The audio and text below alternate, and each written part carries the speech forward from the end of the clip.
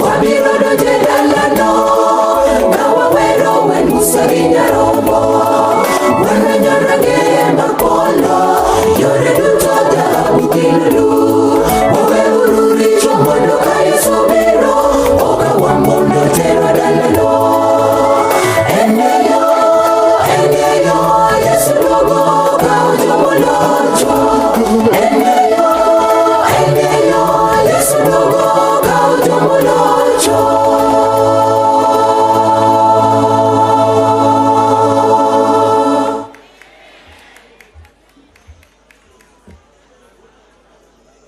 you so much for the honor of God, the King of Kings.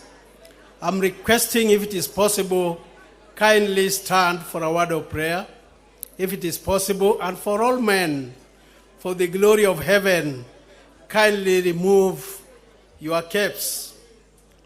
And I'm requesting that we keep quiet, because this is a very solemn moment that we want to present ourselves to God. Shall we pray?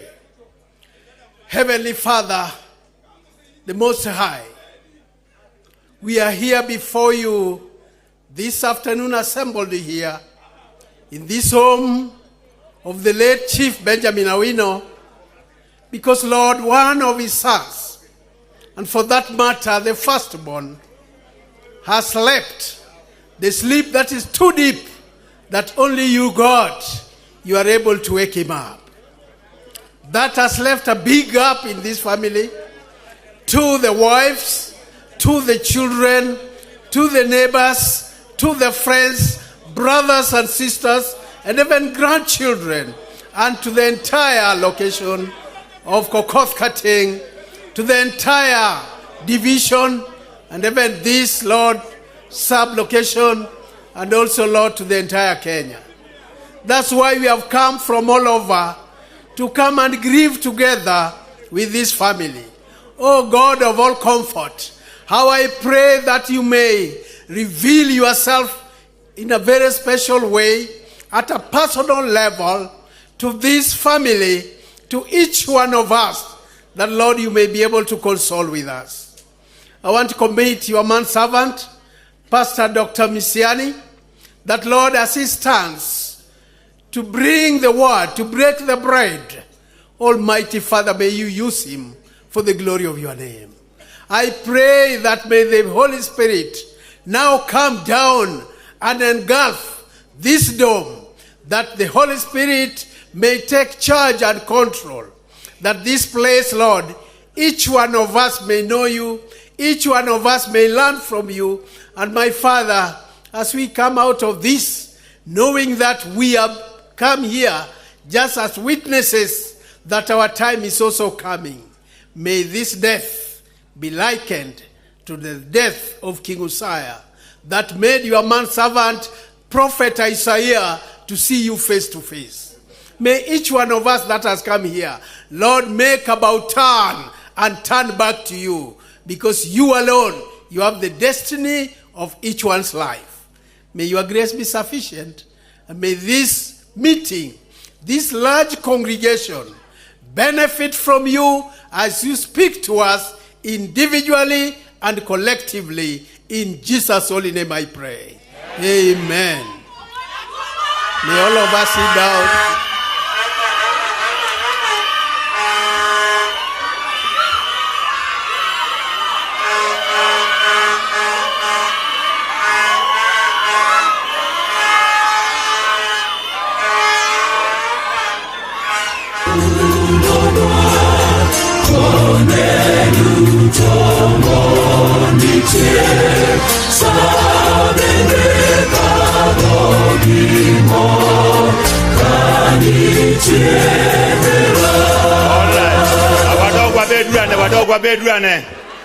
Awadogwa bedurane jokama.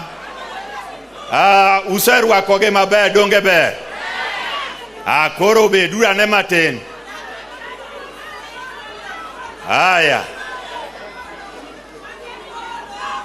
Okay.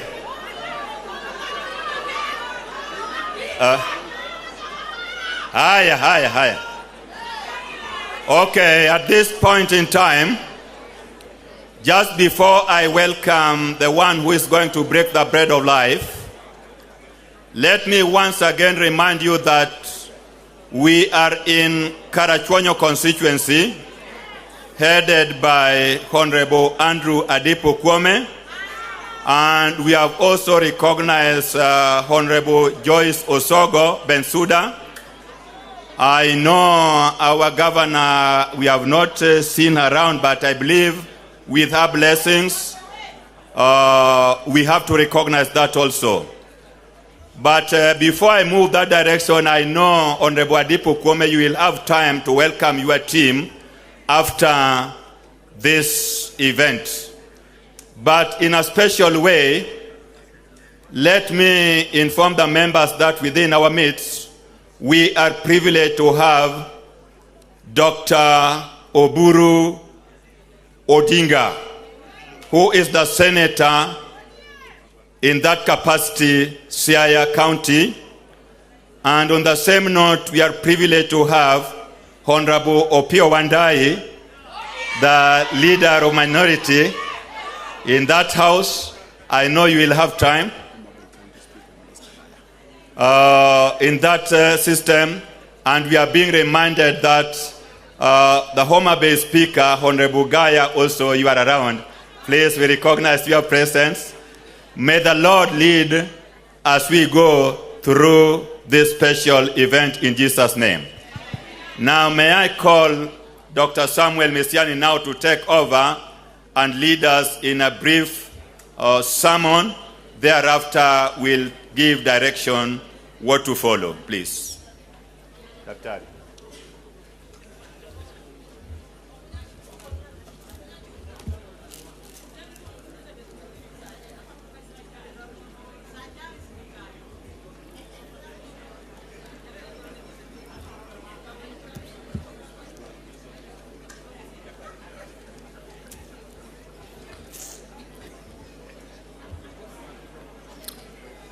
To your excellencies, honorable leaders that are gathered here today,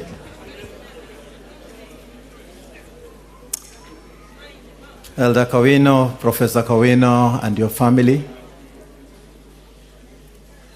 and all our friends and mourners, God is good, all the time. And all the time.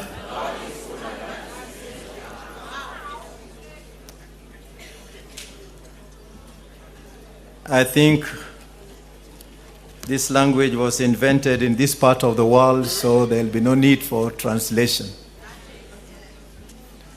Everybody here went to school.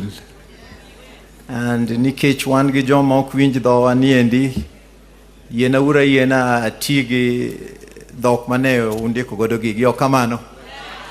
Amoso jothurwa ni Nyasaye ber. Kendo seche duto. Erokamano. I'll just say a few words in Luo and then I will speak in English. Amor kaneno ka kijende marotek odonjo ka indi. Makoni kare thuro ka purwan gi jomotegno. Amina. You know, when I was young, Honorable, I wanted to join the Air Force. In fact, I followed it from Nairobi, then I came to Kisumu. And I lined up, I was fit in every other way. But when they tested my eye, they told me to close this eye and see with this one.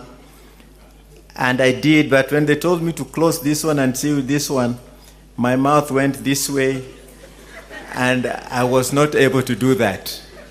So I failed.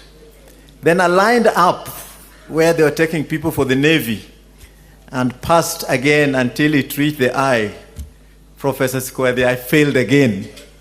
And I'd prayed that God would help me join the Air Force because, you know, when you are young and you are full of testosterone, you want to do things that are forceful.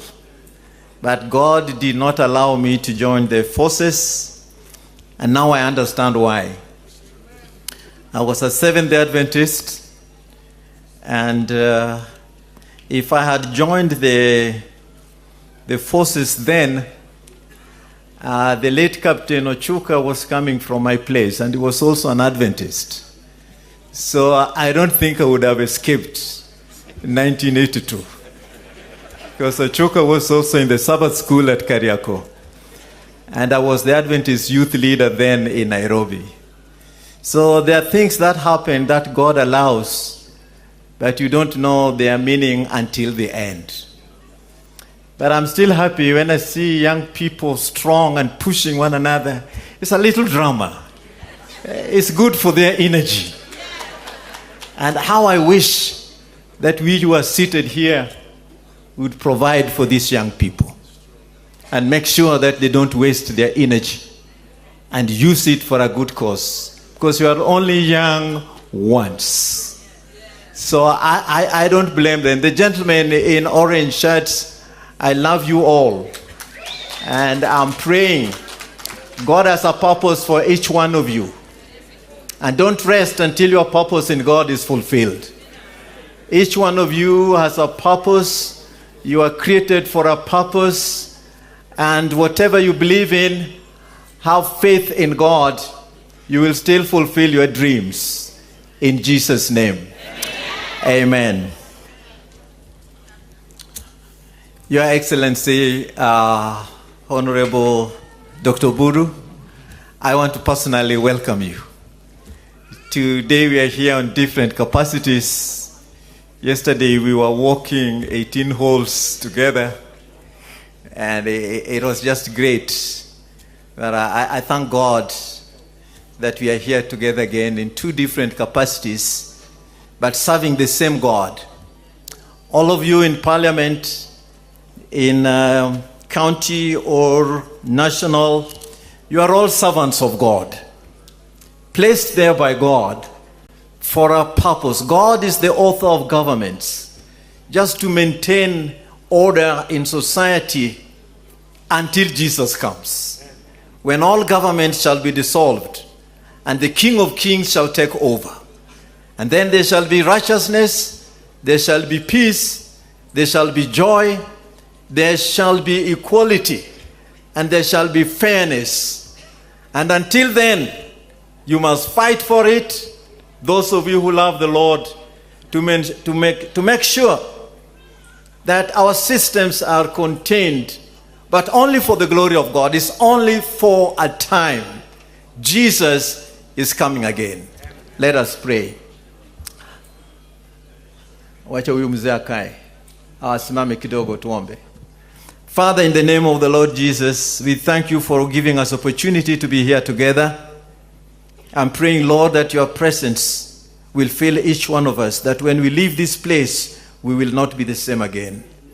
I'm praying, Lord, for peace and comfort for the family that is grieving. May we not forget that they are grieving, that they have lost a loved one. And may we not forget the hope that is in Christ. So may your grace take over. May your peace be with us, for we have asked in Jesus' name. Amen. Amen. I'll go straight into the Word of God, and I will be brief as I can.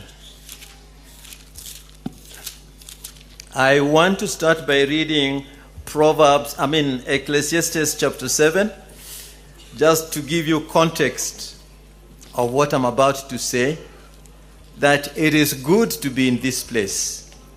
One of the best places where you can be is a place where people are mourning.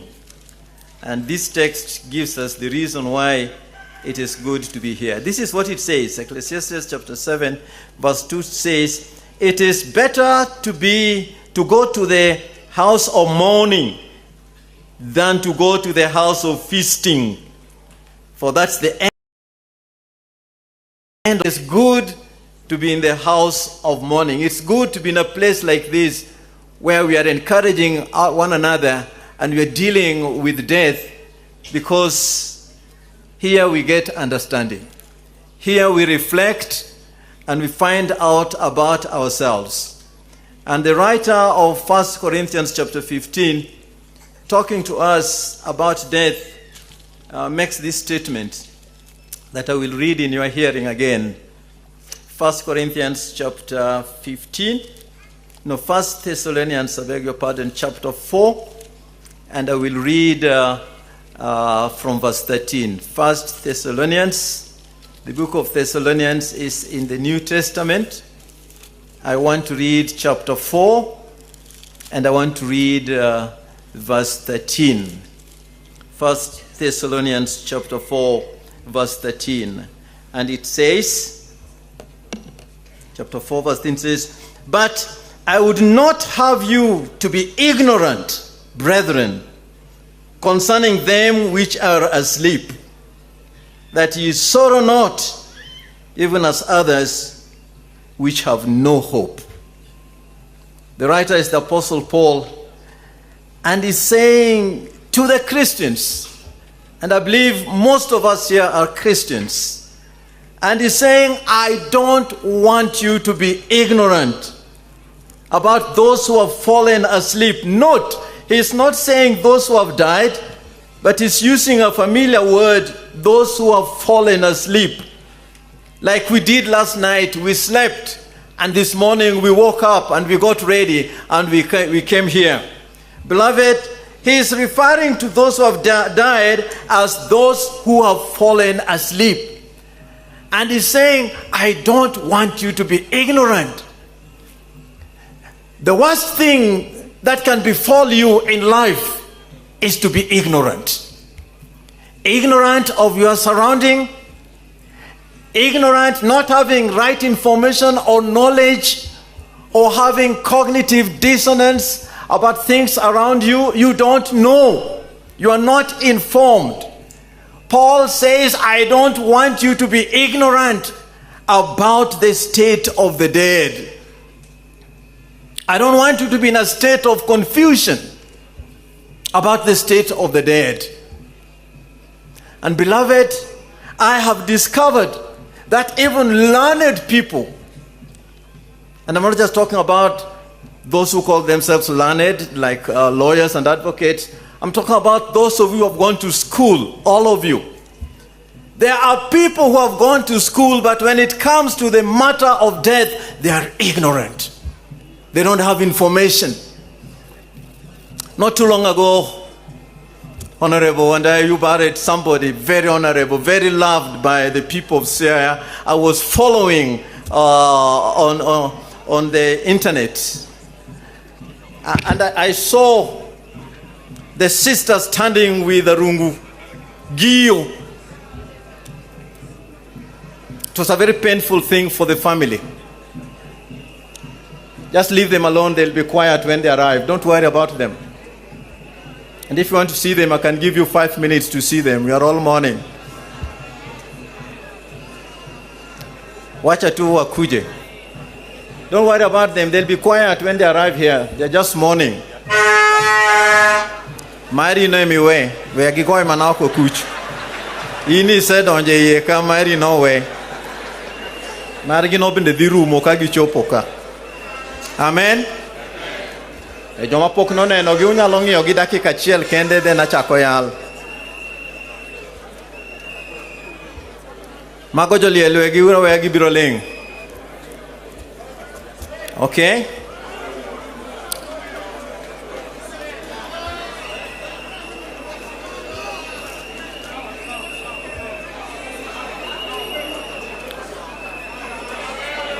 All right, hapa no asene nogi.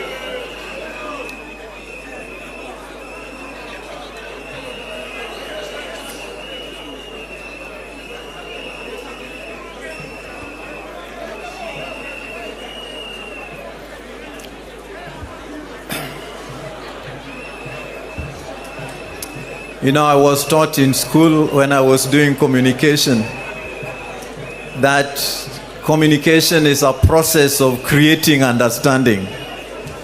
So when you are not creating understanding, you are not communicating. That's why I'm pausing for them to keep quiet, and then we shall continue. All right?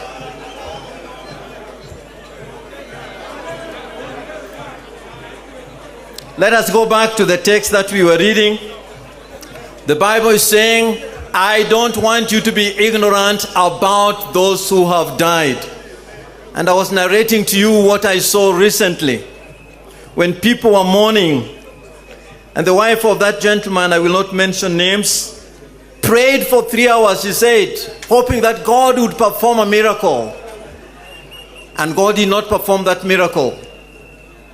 And some people are saying what you have heard, all of you have heard in different contexts.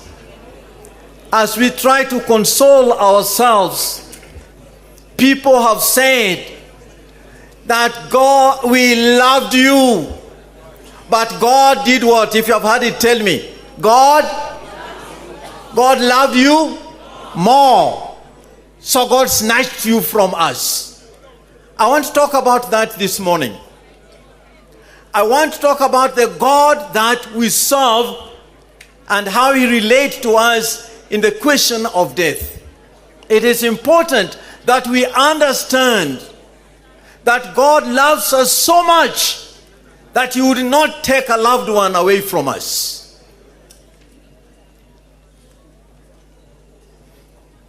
I want to tell you, beloved, who are seated here, that God is not the author of death.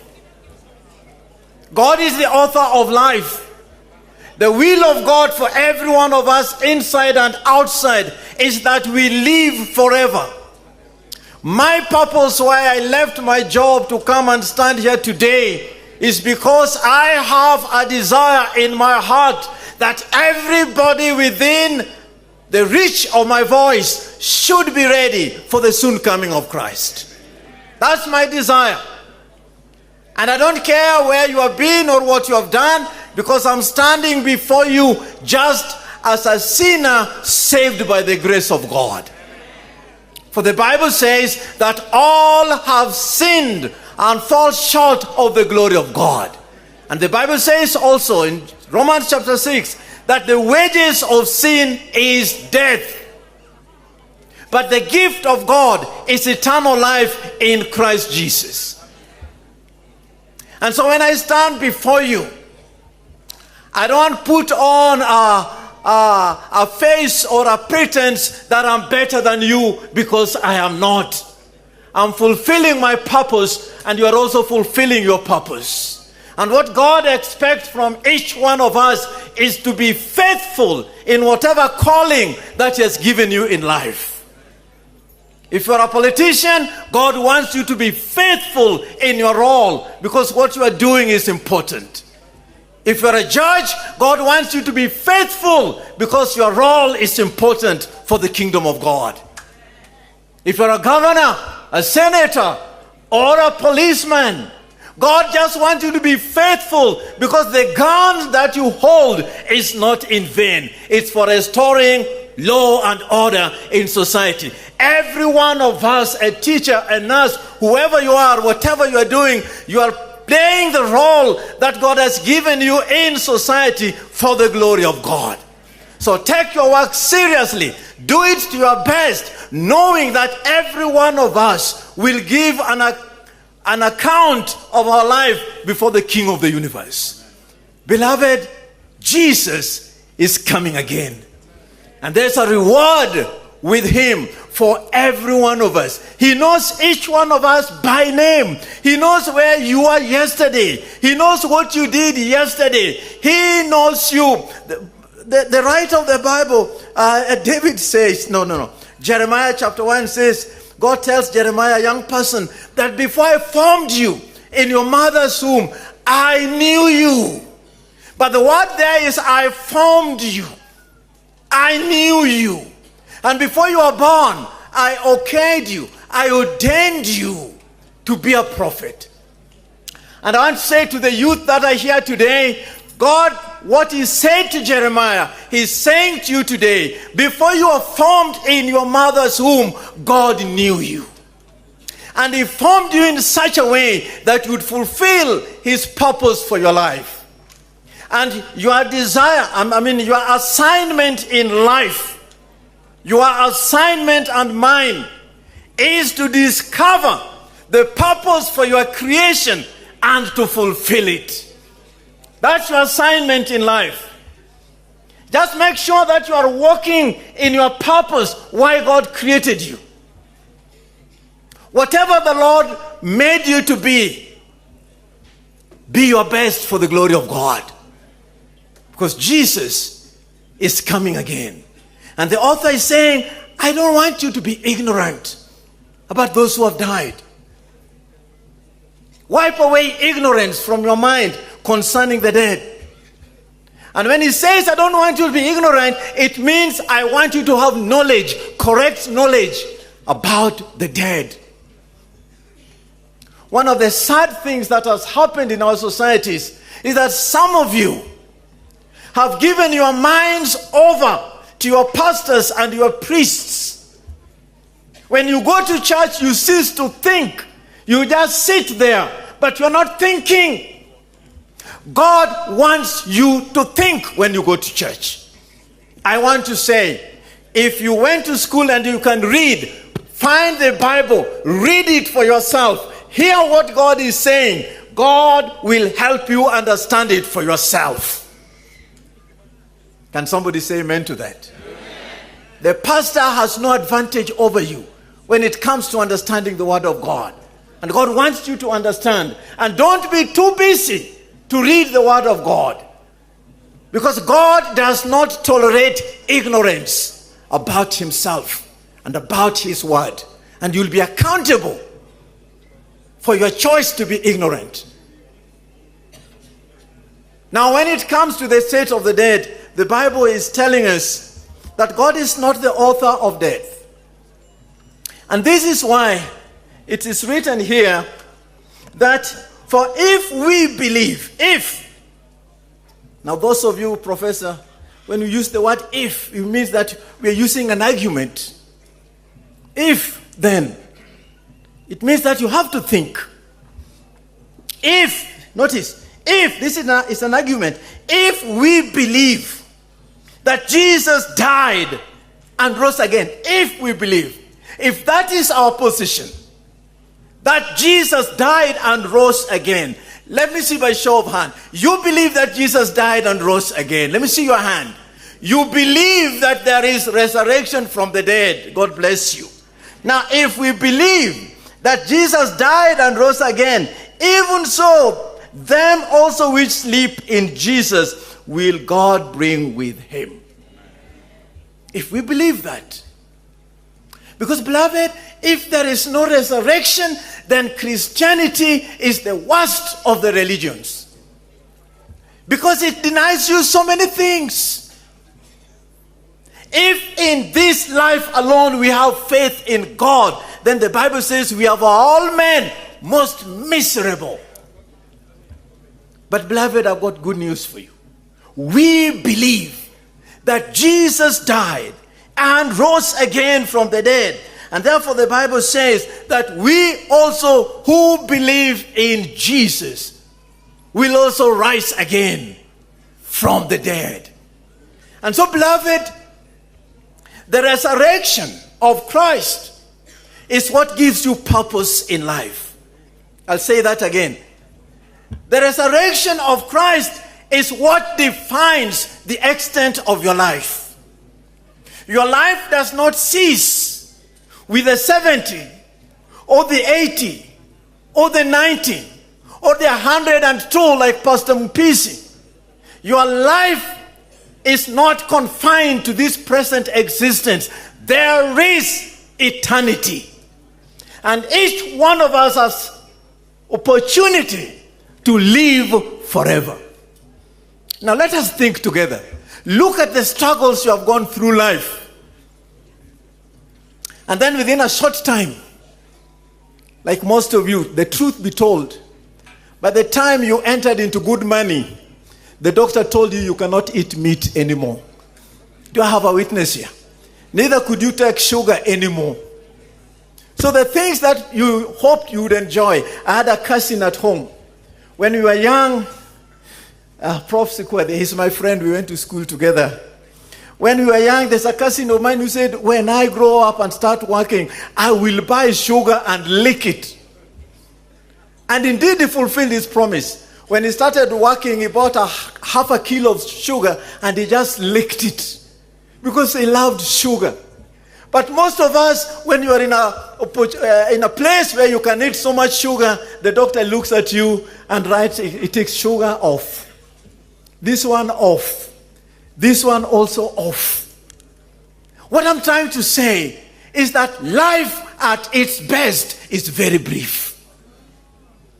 And therefore, if your life is focused on this present time, you're making a big mistake. The resurrection of Christ has opened a door for eternity for every one of us. And eternity is not long to come. It will come in your lifetime. Let me give you the reasoning for that. The Bible says in Ecclesiastes chapter 9 that the dead know nothing.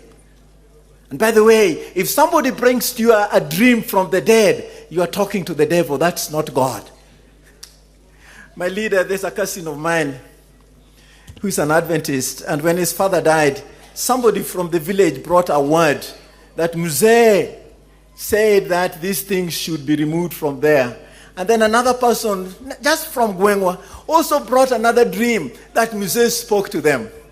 And my cousin, being an Adventist, told them that Mzee is lost. When he was alive, he knew our gate. Why is he taking dreams over there and over there? If Mzee has something to tell us, why can't he just walk home and tell us what he wants us to know? Beloved, magogin punj mariek mag jochiende. I'm ready to tell you that because the dead know nothing. They have no relationship with the living. They don't bring dreams. They don't look at us from heaven. No, they're dead. They're waiting here. The next hope they have when they'll have consciousness again is when Jesus comes. And let me tell you, because they lose consciousness from the moment you die to the moment you resurrect, it's as if time has been squeezed. And so the moment you die, if it was in an accident, you'll say that, oh, that car almost crushed me. And then we will tell you, man, you died. These are your grandchildren. Because the dead don't count time. Beloved, if you know the truth about death, you will not fear death. You will not fear death if you have hope in Christ. Because the moment you die, the next time you open your eyes, you'll see Jesus coming. And for you, it will be just like a moment. And that's why he says, I don't want you to be ignorant. He says that in verse 15, for this we say unto you by the word of the Lord, that we which are alive and remain unto the coming of the Lord shall not prevent them which are asleep. Two categories. We shall not all die. There will be people alive when Jesus comes. But he says, those who are alive will not prevent those who have died. For the Bible says, verse 16, for the Lord himself shall descend from heaven with a shout, with the voice of the archangel, and with the trump of God, and the dead in Christ shall rise first. Then what?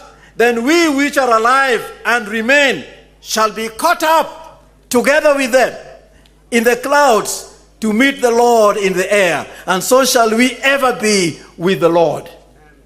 Now you can read your Bible.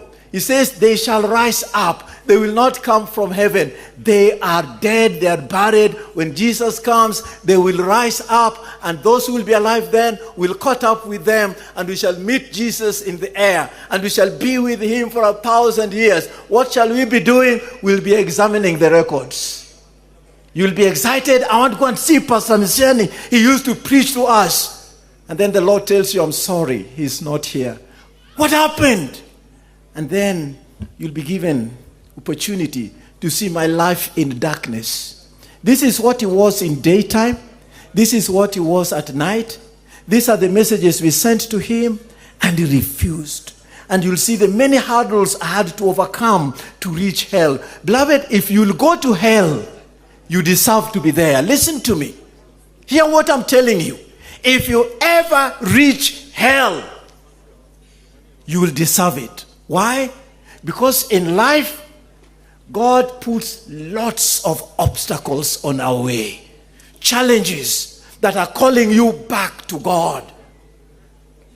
But if you insist, you know, I'm a marriage counselor. And sometimes couples come to me. And I ask, but these things that you are complaining about now, did you not see them before you got married? And they tell me, I saw some. Those are called red lights. God puts obstacles on your way. But if you overcome all those obstacles, you became so sick that you should have repented. You did not. You are in a situation that you should have repented. You did not.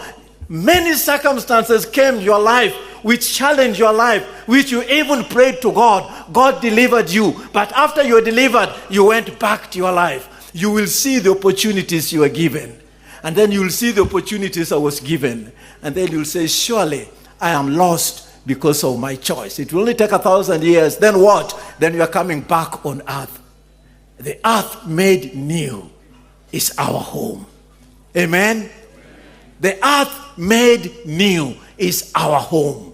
It will be the home of righteousness, the home of fairness. Here on earth where we are right now, you may want fairness, but you may never see fairness. And I think some of you, if you had time, you'll agree with me. You'll give a testimony of the unfair things you have observed in society. Here there is no fairness. We fight for it, but it is not there. But the home of righteousness and fairness is yet to be established when Jesus comes again. It is my prayer, beloved, that as the Bible says, that the dead shall rise again, shall rise first. There'll be first resurrection, and there'll be the second resurrection. The first resurrection is of those who heard my voice and believed the word of God. Amen? Amen. The second resurrection is for those who are saying, for how long will he stand there preaching? We want to go home. And the words I'm saying did not sink in. And God will give you another opportunity, and it will not sink in until you die in your unrighteousness. You'll rise the second time, and you'll also say, God is good. Beloved, what God wants, why he has gathered here together, is for each one of us to know there is hope for you. Mama, there is hope for you. You have lost so many people in your life. There is hope for you. Some of you gentlemen, so many tragedies have happened in your life. There is still hope for you. You can give up on everybody, but don't give up on God. Nobody knows what each one of you is going through. Professor Elder Awino, I read that your brother went through cancer, through a lot of pain. I recently lost my brother, Benjamin Okuom Mesiani, whose symbol was the first Tinga, before Tinga became Tinga. And they were friends. And he died through cancer. And he told me that the pain I am going through, I don't even wish it for my worst enemy. I don't even wish it for my worst enemy. And I saw my brother go down in pain. When you see an adult going through that pain, and you are telling me that God is just about to take him, why does God take people through so much pain? Beloved, let us hear the word of God. God is love.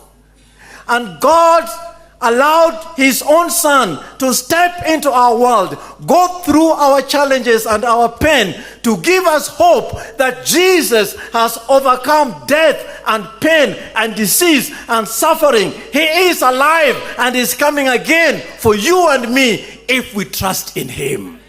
So hold on to your faith in Jesus. He is coming soon. The things you don't understand now will make sense when he comes. We are fighting with so many unseen forces, not human beings. We are fighting with forces of unseen powers that descended from heaven, that were against righteousness, against goodness. They are the forces interfering with governments so that human governments cannot have peace for everyone. They are the forces you who are in parliament are fighting so that you can create a reasonably fair and just government while we are waiting for the soon coming of Christ. If you are on God's side, there is hope for you. Turn to your neighbor and say, neighbor, there is hope. There is hope. And this hope is in Christ. So hold on to this hope until together we see him face to face and say, this is our God. We have waited for him. May God bless you in Jesus' name.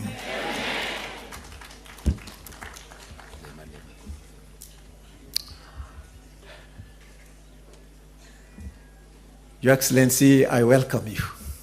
We acknowledge your presence. I want to call the family to stand. I want to pray with you. Just where you are so many.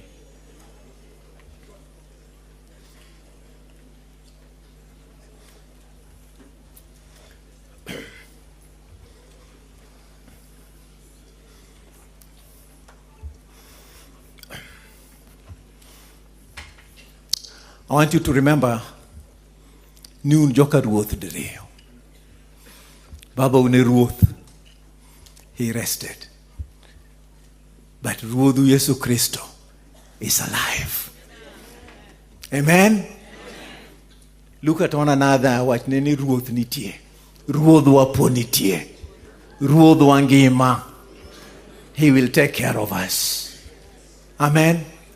I want you to stand firm in your faith. Firm in your faith until the end. For the glory of God. I don't know who is eldest now. Sikwadi, you are the one. The baton was passed on long time ago. Your father passed it on to you. I always say this in funerals, that a relay race is lost at the point of passing on the baton. The baton that was passed to you is faith in Jesus Christ. Pass it on to your grandchildren, because the day is coming. Would God that you'll stand like this, Kakajoka Ruoth, in heaven. Look at one another and find yourselves there. And if there's some that are going astray, look for them. Find them. Pray with them. Keep them in the faith. Jesus is coming soon. Let me pray. Heavenly Father, I want to lift up the family of your servants before you. They have seen their brother go through pain, like I saw my brother go through pain. And there are many standing here who can give the testimony. They've seen their friends, some their own family members, go through so much pain. And if this is what the devil can do to your people, then I pray, give us the grace to hate sin with perfect hatred, that we will have nothing to do with the devil, not allow his deceit in our lives, but receive Jesus in our hearts and walk humbly with him. For he has said in John chapter 16 verse 33, that in this world we shall have tribulation, we shall have challenges, we shall have trouble. But then he said, be of good cheer. I have overcome the world. May this family know that Christ has overcome the world. May you give them peace, love, and unity. May they be united in their faith, united in their purpose. When they're called to come together as a family, may they all respond for your glory. When one is going astray, may they look for that one. For Christ is coming soon. They all have their homes now, but help them to remain together for your glory. Protect them by your divine power. Give them strength and courage and peace and hope that is in Christ. And I pray for the rest of the congregation. For even though we came to stand with them, everyone here has a need in their home. And I want to reach out for every need in every home. Praying, Father, for you have said all things are possible with you. I would like to see everybody here in heaven rejoicing. For it is not by power, it's not by might, it's not by our own goodness, it is the gift of God. Eternal life is a free gift given to sinners who believe in Christ. How I pray, Lord, that you remove every darkness in the life of anybody here, so that all may see the light and the love of God and live in the hope of the soon coming of Christ. Father, I pray, may your Holy Spirit work in our lives, every one of us. Give us this hope. Fight for every family here. Fight for these leaders who are here today. They have their friends who believe differently from them. I pray, Lord, that they may differ in ideologies, but they may remain one, because Kenya is one nation. I'm praying, Lord, that you'll give us a crop of leaders who respect one another and who can tell one another the truth and still love one another. Leaders who can put this country first and say, let's forget about ourselves. Let's prepare Kenya good for our grandchildren.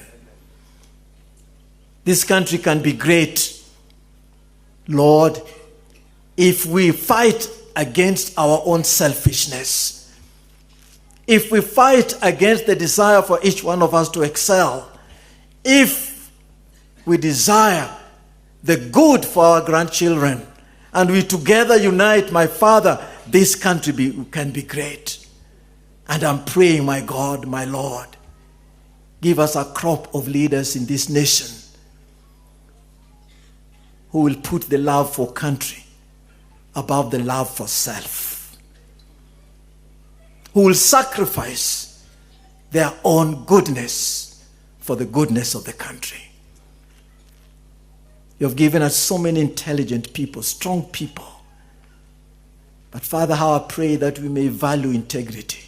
How I pray that we may value righteousness. How I pray that we may value truth. How I pray that we may value honesty. How I pray that we may value and love and respect one another. And together come together and say, we are doing this for our nation. Others have done it in other countries. And we can do it together for our nation while waiting for the soon coming of Christ.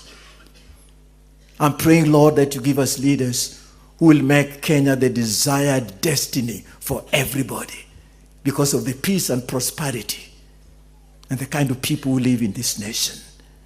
And so, Lord, I never cease to pray for our leaders.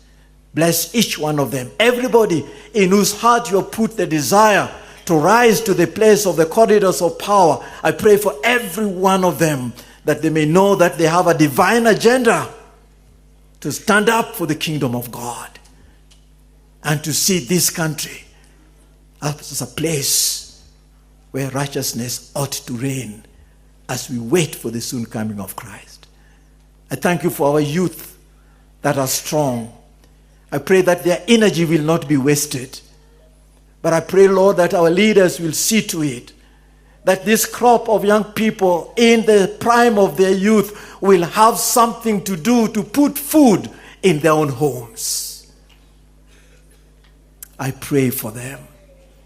I pray for our children. I pray, Lord, that your spirit will prevail in this nation.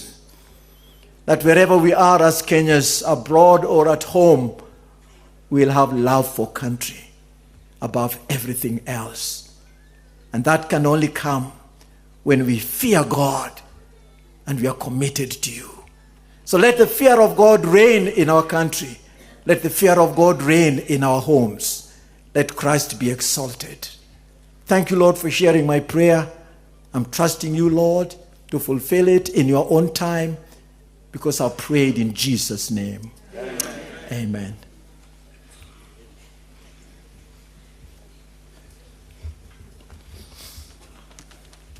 Thank you, Dr. Mesiane, for that timely message. I want to invite the team that were appointed to run this program on behalf of the family. Kindly move up front so that you take up the program from here. To our members, the political wing, and the rest of you, please just be seated. These people, I know what they will do on you.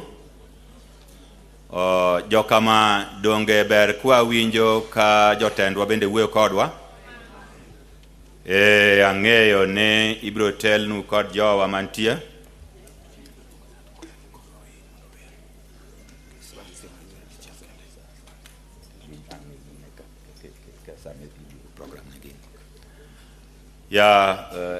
Dr. Runga, please move up front. You know how to do it. And on behalf of Kanisa, wachoni beduru thuolo kang'ama nie gacho tieno kogoma. Koro beduru thuolo. Ka udwa winjo dhum madhe wang' achiel, ubiro winjo Honorable Wandai. An thuolo, unuwuo kod oganda, unyisgi weche mantie, umewa geno moyombo penyne, to seterwa geno moyombo penyne ni kuom Kristo.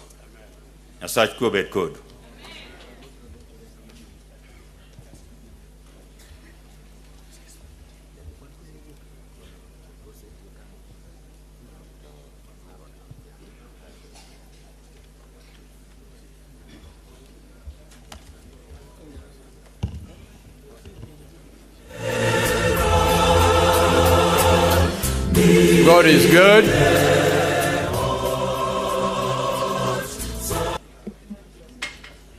We are now getting to another level. We are getting to another level. There are many, many people who have come here to condole with the family of George Awino. George Awino. George Frederick Odero Awino. Odera Awino. George Frederick Odera Awino. We have come to condole with the family of George Frederick Odera Awino. And while we thank our president for very, very useful messages and for giving us hope, we are still here on earth. And therefore we have to deal with earthly things. John 10:10 says, the devil comes to destroy, to confuse, and to kill. But Jesus came so that we might have life and have life more abundantly. I would like to take a very short time to tell you something about my brother, my late brother George. George was born the first son of the late Chief Benjamin Awino. And George learnt from the feet of his father, just as Dr. Buru learnt about siasa from the late Jaramogi Oginga Odinga. By the way, Jaramogi Oginga Odinga was a very close friend of the late Senior Chief Benjamin Awino. And they have a lot in common. They have passed certain traits from the old man down to the children. George loved peace. I was older than him. He was 3 years behind me. So, we are mourning somebody who loved peace. And I'm happy that we have gone back to the mode of peace. Let our peace reign in this congregation from now on, because we are moving to a political level. Let's keep it very cool, because George loved peace. The second thing is that George loved politics. George was the chairman of the locational ODM. And ODM, together with the other parties before that, NDP and beyond, George participated all the time. And therefore we have decided that we will go to the political level, starting from the lowest level, rising up. I will start, first of all, from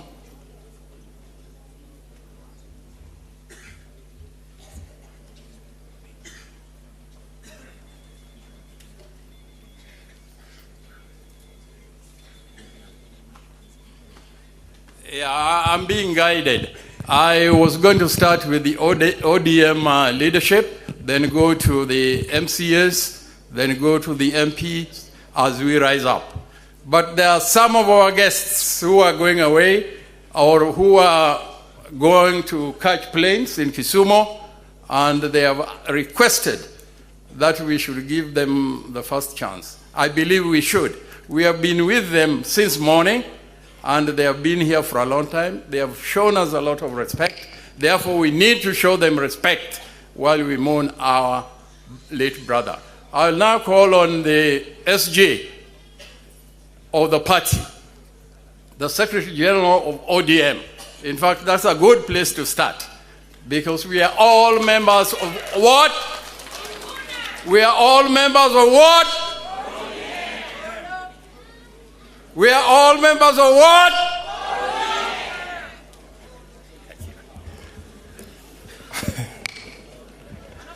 Thank you very much. God is good and all the time. Thank you very much to our brother Joshua Awino and to the family of George, all of you who are gathered here. I want to greet you in the name of Jesus Christ. Hamjambo. Honorable Awino works with a lot of people in Nairobi. And in fact, I was not invited to speak, Honorable Awino, because you know, for me, I have taken the entire day off to be here with you because of the respect that I have for you and your family and the job that you do for the Orange Democratic Movement Party.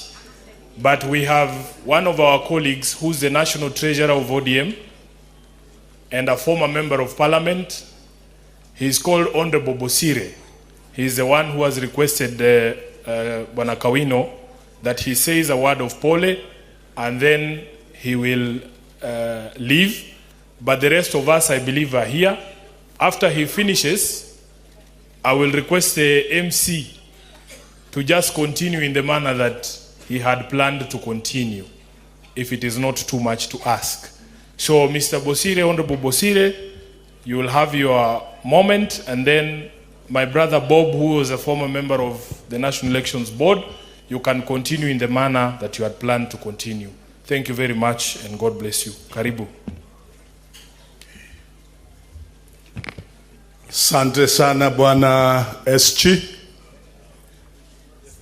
Brothers and sisters, Bwana asifiwe. Zote tumekuja hapa kwa sababu ya kuleta pole kwa ndugu yetu ambaye Mungu amemuita. Tumetoka Nairobi wengine kama marafiki na kama wafanyi kazi pamoja kwa chama cha ODM. Mimi ni National Treasurer na my brother Awino is my Finance Director. Na viongozi wote wengi ambaye tumekuja hapa siku ya leo kusherekea maisha ya mwenzetu Bwana Awino. Sikuwa namjua marehemu, lakini nimejua Bwana Awino kwa muda mrefu, kwa vile tunafanya kazi pamoja katika chama cha ODM. Pia namjua ndugu yake Profesa kama mungwana, na vile mimi naona familia wanakaa wangwana. Familia kubwa na inaonyesha uongozi. Waliposimama unaona vichwa yao inainama pamoja. Ninafurahia kuwa rafiki wa familia ya Awino. Awino is a great man. Where there is something to do with money, the devil lives. Lakini nimekaa na Bwana Awino miaka 10 zaidi kuchunga mambo ya pesa. Hata siku moja hatujakuwa na shida. Mungwana mwaminifu na ako na nia nzuri kwa chama chetu, kwa taifa letu, zote pamoja tukiamini siku moja, kama vile nimeona wengine wakiingia wakiimba vizuri, wanafaria vizuri, kwamba tutalishika taifa letu tulielekeshe kwa mwangaza. So sote pamoja kuwa hapa siku ya leo, kwanza ni kuleta pole zetu, kufariji familia na pia kushughulika kwa maisha pamoja kama wananchi wa Kenya. Ninafurahia vile mnakaa na vile mnajipanga. Rafiki yangu amesema mambo ya siasa na mengine kidogo. Naweza kusema siasa ndio imetuunganisha, na hasa mimi na wengine wa jamii ya Waluo. Nimekaa na ninyi kwa muda mrefu sana. Niliingia tukiwa na LDP, nikiamini kwa uongozi wa Mzee Raila Amolo Odinga, baba wetu. Na mpaka wa leo, hata ingawa tujashika ushukani, ningali naamini kwamba siku zake bado siku zinakuja. Kuna wengi wanasema yeye ni mzee, yeye ni namna hii, yeye ni namna hile. Nasema pole kwao. Kwa Mzee Raila Amolo Odinga, mimi namwamini kabisa, kwa sababu miaka yote nimekaa na yeye, nimemjua kama mtu mnyenyekevu, mwenye akili, mwenye utu na mwenye kujitolea maishani mwake yote kuona taifa letu ling'ae kwa uongozi safi na mema kwa Wakenya wote. Na nikisema hivyo, nataka kutamuka leo, na naona ndio nafasi muhimu. 2027, the President of the Republic of Kenya will be Raila Amolo Odinga.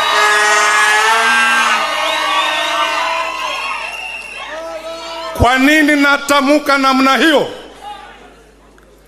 Hawa wamepitia mlango wowote ule walipata nafasi ya kupitia, ni nafasi ya uongozi ndio, lakini wametumia mamlaka yao vibaya, muda wao vibaya. Hawana nafasi ya kukaa na wafanye kazi kwa manufaa ya Wakenya. Ni kupiga domo asubuhi, jioni na kupoteza mali ya wananchi.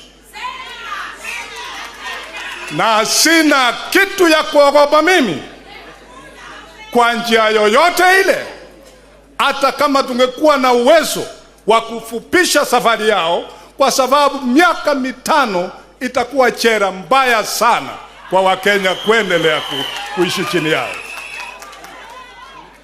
Lakini kwa njia ya amani na mipango ya Mungu, tuweke imani kwamba kwa njia ya amani tutafika, tukiwa na Raila Amolo Odinga akiwa rais wa taifa letu.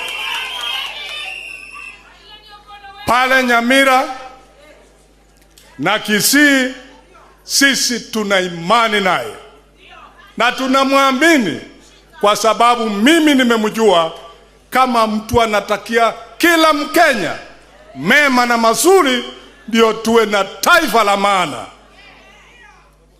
Wamejaribu kuingia kule, hawana nafasi.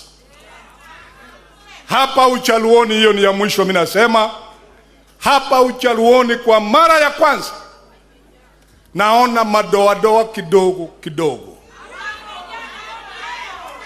Uongozi wa Raila Amolo Odinga sio uongozi wa Mjaluo, ni uongozi wa taifa letu la Kenya. Na kwa sababu hiyo, nachukua nafasi hii nikiwa Homabay, kati ya Luoland, ndio niseme wale wanataka kuleta nyoko na uchauri wakome kabisa, ili Nyanza yetu vile ilikuwa inaitwa the entire Lake region iwe kitu kimoja. Pale Coast imeunganika, imekuwa mzuri. Bwana Secretary General alikuwa hapo juzi, tuliona wakiimba na wengine wakirudi kwa chama cha ODM. Na pale Western wamekuja kwa wingi, na wale walipotea nilifurahia kuona ndugu ya Wetangula, Speaker of National Assembly, akirudi nyumbani. Hizo ni dalili kwamba Mungu amepanga siku zake, na siku za maana ziko mbele yetu. Abrahamu alikaa kama miaka yake imeisha kwamba hatapata mtoto, lakini alipata mtoto. Sote tuko kwa hiyo generation. Kwa mengi na machache nimesema, nimefurahi ndugu yangu Bwana Kawino kwa urafiki wako, uaminifu wako kwa chama. Leo hii nimefika kwa boma yako, nimefurahia vile mko pamoja. Naona ni boma kubwa kama my grandfather family. My grandfather had 12 wives. In total they were 16. Wengine waine hawakuvumilia wakaenda. Alafu 12 ni familia kubwa. Kwa nafasi muhimu nasema Mungu awabariki, na kwa family God's blessings and comfort as you come to terms with the departure of your elder brother. Nikitoka Nyamira nilikuja na count coordinator of ODM. Wana Justus uko hapa. Huyu anashikilia mambo ya chama Nyamira sawa. Pia nilikuwa na Ernest Onyego ambaye ni secretary wa chama katika Kitutu Masaba constituency. Katika uchaguzi uliopita nilisimama niwe governor, lakini kwa mkono wa shetani sikufika. Kwa mkono wa Yesu Kristo 2027 mimi ndio nitakalia Nyamira. Kwa sababu tuko jirani hapa, mkisikia nimekalia munakuja kwa breakfast ndio mnarudi. Hey. God is good and all the time. Asante pamoja.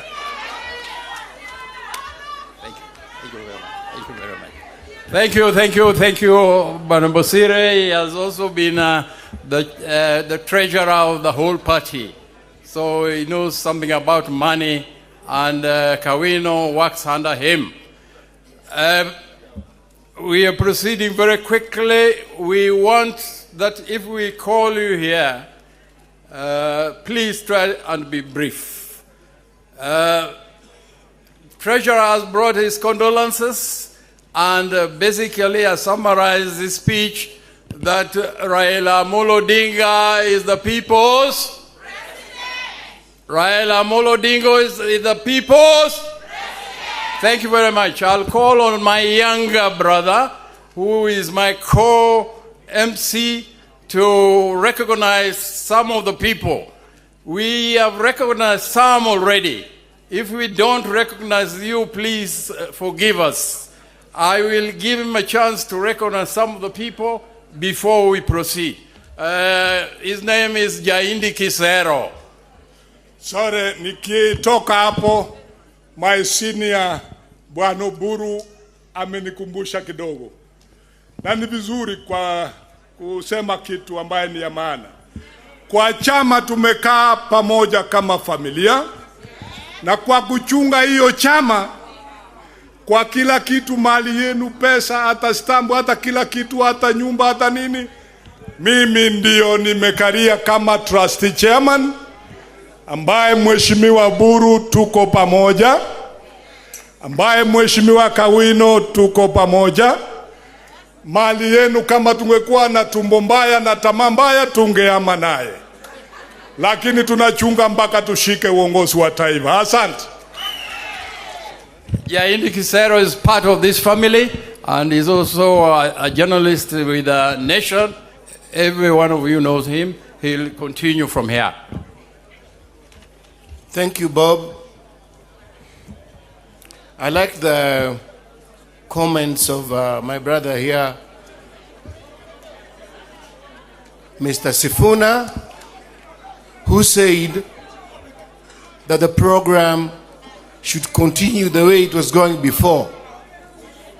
So I'll be interjecting.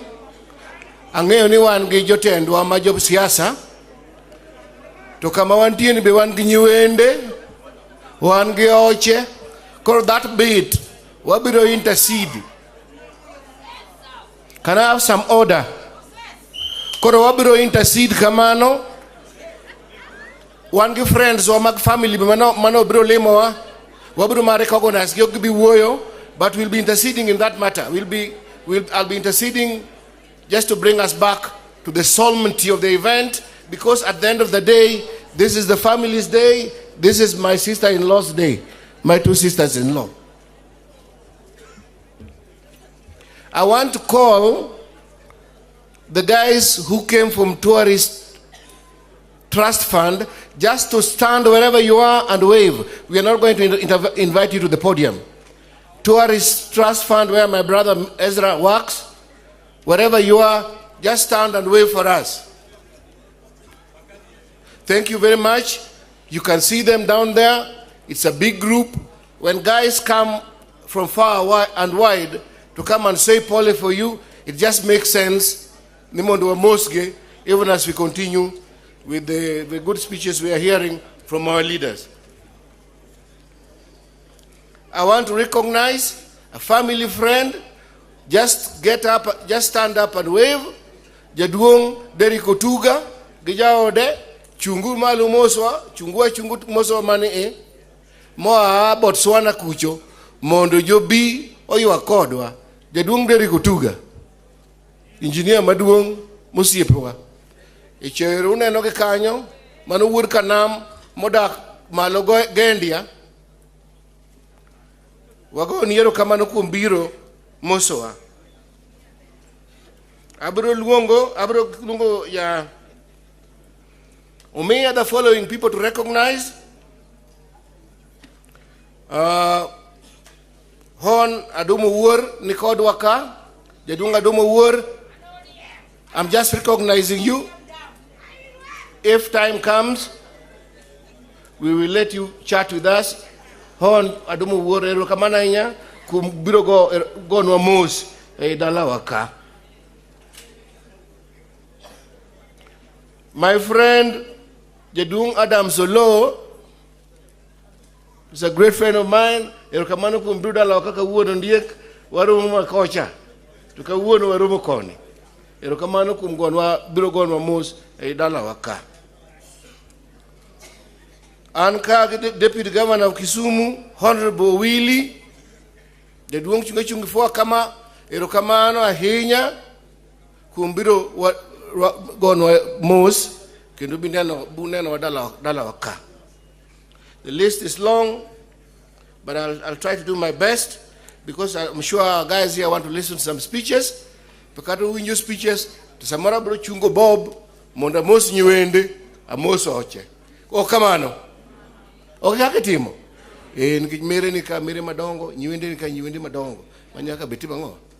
Nyaka mosi, because this is so that we keep the solemnity of this congregation today.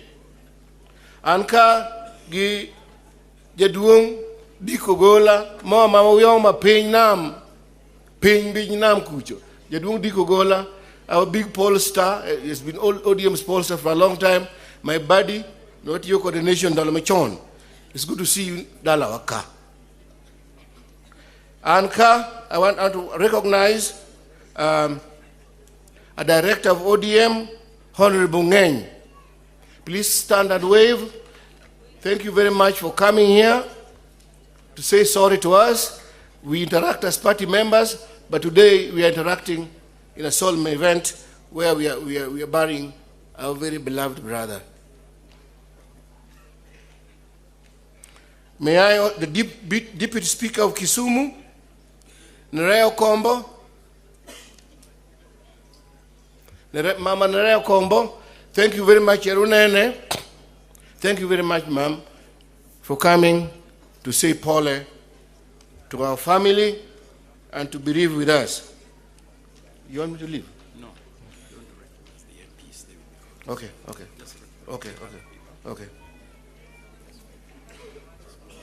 Some protocol there. My big brother is telling me not to recognize MPs because they'll be called to speak. Jaduong, Mr. Robert Bett, we recognize you. We recognize you, Mr. Bett. Thank you very much for coming to say Pole with us and to grieve with the family. Homabay County, Jaduong Fred Orego. Fred Orego, I'm calling Fred Orego. Fred Orego going. Fred Orego has left. Fred Orego gone. My friend and fellow member of the Fourth Estate, Bwana Philip Itale, I didn't even see you. Philip Itale. Philip Itale, who is the only other member of the Fourth Estate who is here with us. Thank you very much, Philip, for coming. You may have left, but we are very happy that you are here with us today.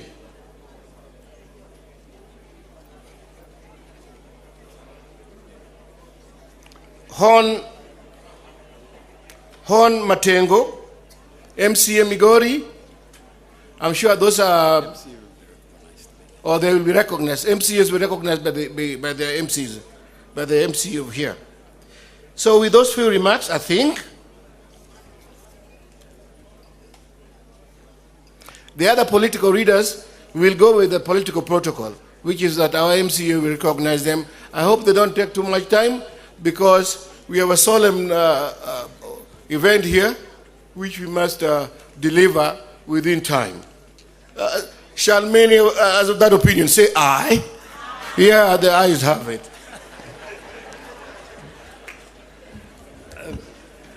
Thank you very much, Jaindi Kisero, for helping us through that. What I will do is that I'll call certain heads and they will come here, recognize their own people, and we want to move very fast now. The first group, I'll call the chairman of ODM. ODM, Maigo, are you around? I just want you to get your group recognized and then we move from there. Wendwa gi jokara chonya mosur nya cyber sechete. I think I will take very few minutes here. There are party members. Party members, can you stand up? Party officials who are here. I have chairman. We have chairman there, Suba North, Tuko, and his team. We have the secretary general for the party. Can you cut up your arms, secretary? Then we have the coordinator, the county coordinator of Homabay. I think we have a chairman for youth, Homabay County. He is around. I think he can come over. The only chairman. That is the only party leader who may talk. Can the chairman come over? Just 1 minute. Just greet people and then you leave. Hey, time. Nejo dalawa majokara chuonyo. Majo era Raila Molo Odinga moso uni nyasaye ber. Sechete jomoero Raila Molo Odinga gi chuny gi tane gi bat kama. Kwa majina wananiita Robert huko Jahom. Mimi ndio kiongozi wa vijana katika eneo hii ya Homabay County. Ile si tunataka kuambia especially in Homabay County, sisi kama vijana tuko nyuma ya Raila Molo Odinga. Na raundi mkicheza na yeye ndio mtajua baba ako na mbogi. Tuko na ile mbogi noma sana. Na Jakoma alituambia juzi kuna mkora mwingine huwa anatembeanga hapa anaitwa Odoyo Wede. Eti tukikutana na Odoyo ni kiboko, tukikutana ni nini? Vijana kumora mora murome godoye pinyi luoka endel. Ero kamano Jakom. Yuthurwa wanwa kwa ni wabedure chama waere uru. Okaneno kaja women leader of why women leader makara chonyo. O which Fwafwaya mane women leader makara chonyo. Nyasaye mondo gwedhu kaudhi kauchopo kumane owaye. Ruoth Nyasaye orito ero kamano.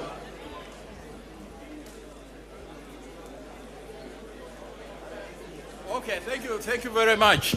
We want to move a little faster. We'll call on the MC for the area, MCA. Wanodongo, just to recognize the MCAs from all over the country. Just recognition.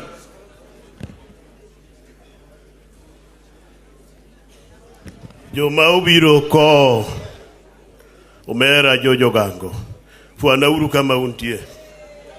Eru kama na inya. Adwana kao thuolo ni makende arwak welo mochopo dala wa kaka wuono ka hotel negi wadgi party leader muluora ahinya Oburu Dinga. Aneno bwana Wandainika mano bende ng'amo mako nwa piny Yakotosa. Mjumbe Maranika, Women Rep Maranika, Secretary General Sifuna. Obedo kamos pimo ya wuoto nagi weche mudwa wacho. Eyo makende yena wakao thuolo ni kawuono mondo mi I introduce colleagues maga. Kendo adwa timo mano mapiyo kabisa nikech wan gi speaker marwa mar bunge mar Homabay mabiro bire sane owadwa Julius Gaya. Julius Gaya oria wuojo kindo bedo kamos kabisa biro konya ko omera mageno kabisa.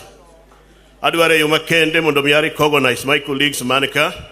Abiro chako gi Honorable Willikista Duawiti. Nyasembo chunga fwa. Mano minwa kendo watwaro kode bunge kocha. Chunga Nyasembo. Erokamano. Mano jaod Honorable Paula Duawiti the late. Wabinde wange bunge. Kendo wangi owadwa aneno owadwa Lieta. Akiari be poden machiegni ka intie Wood West Karachuonyo. Miyabadi erokamano jatieng. Kendo machielo mabendo sechopo an go wadwa mabende jakomwa mar weche mag pesa budget owadwa Jeff Ongoro wa Kanyaluo. Chungane wuod dhako maduong'. Mondifu abadi erokamano yena uru monda luongi bende ma oa komondo fwa kama wanie ge Pamela mochung' ni migosi ward Kisumu. Ano nyakwar Pastor Elisa Runga. Erokamano kendo an gi machielo milongo ni Alice oa Migori County. Erokamano kendo wan gi Nerea Okombo, Nerea Deputy Speaker Kisumu. Erokamano ahinya. Koro gi kanyo we awach gimoro achiel mas of ceremony. Adwana awachi nikech kawuono wan gi leadership mar chama mar ODM. Oh, chalni nitie other leaders magwa man gi bunge mochopo. Aneno Professor Adinda mano MCA Makindu Bay. Kendo aneno Florence Nyaruoth mano bende wan godo Homabay lach. Aneno machielo bende kacha moa Kisumo. Erokamano diponi MCA morodong kech lala ni alachi poka moro donjo koka aneno. But habgi kanyo yena uru na wachi gimoro achiel ni wan kaka oganda mar jo North Karachuonyo wan ye chama mar ODM. Wang'eyo ni nitiere soko mantie to jowagi wasemanyo jomariek mong'e kata dengo mong'e baro ji. Kibaro gi oko kata ng'ato ringo wiro gi range cha to iye to pod wayudo ODM kani kuomgi. Omiyo kata gichandre machalo nade, to wang'eyo ni ODM ema msingi ma pod wachung'e motegno. Omiyo adwa nang'isi Your Excellency Oburu Odinga, kidok ng'is jakom ni jo Karachuonyo, jo North Karachuonyo pod nie gini. I was among the few who were chosen to go and check if Baba still has a bullet to take us ahead again. When I went there quietly in one of his pockets, I got a very new bullet still in his pocket. So be ready. We are moving forward. We are forging ahead, no backward. God bless you. Thank you. Thank you very much. Hey, Nyamera Lili Kidenda, mo jaod engineer Kidenda, Lili bende MCA Nairobi, kama initiere nyako joang, o Lilo se wuok, erukamano nyako gola. Thank you.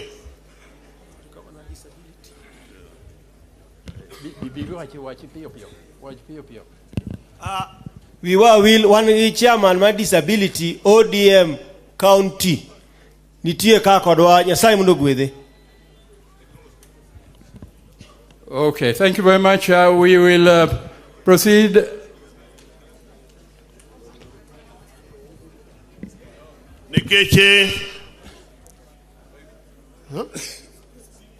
Nikeche gisa gikache nodhi. Adwa luongo my leader, Speaker Honorable Julius Gaya, mondo kaw soka. Karibu Speaker mar Homabay County Assembly. Oh, Speaker irolengore matin. Kura biro wene master of ceremony nikech asemi teko mar luonge. Kaka jal manokuong. We will call on our MP, Honorable Adipo Okuome.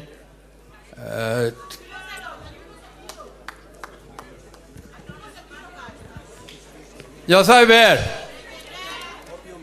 Seche duto.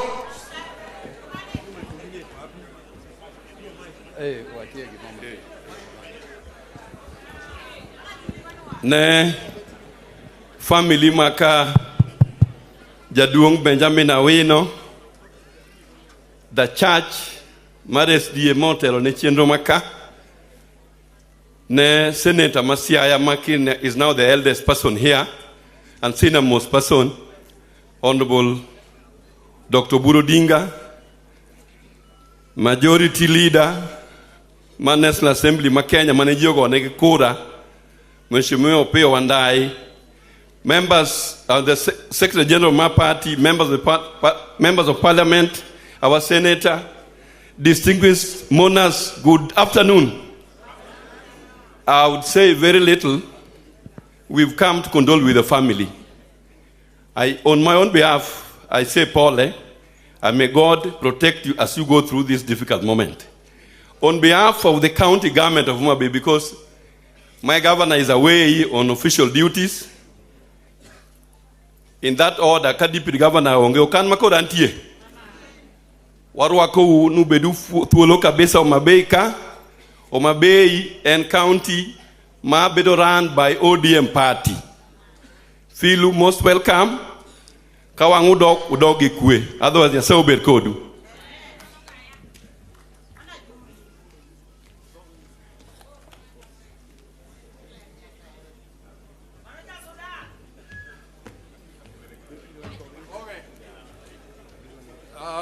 Thank you very much. We have been guided a bit. We are changing from the program.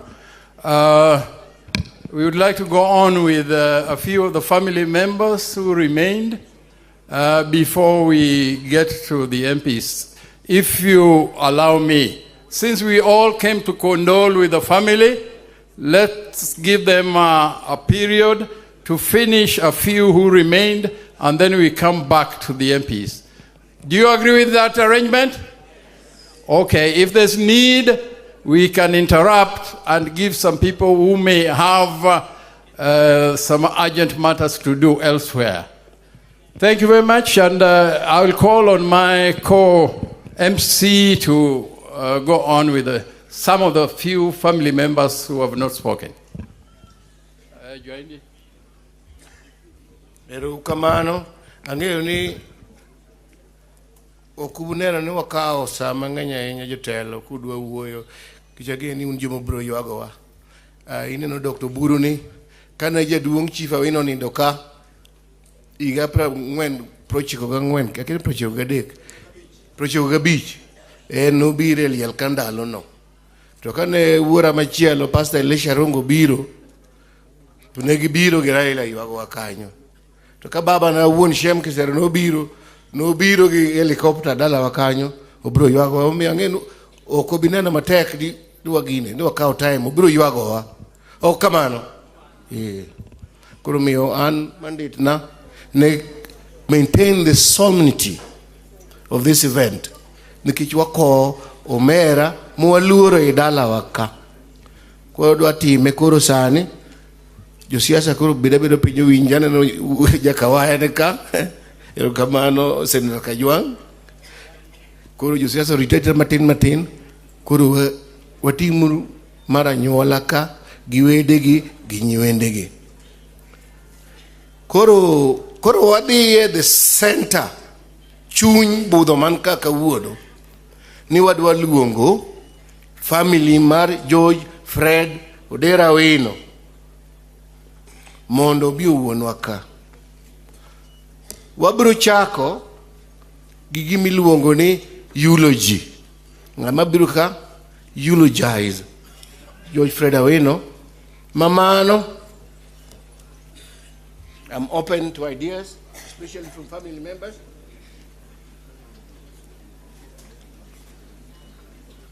Okay.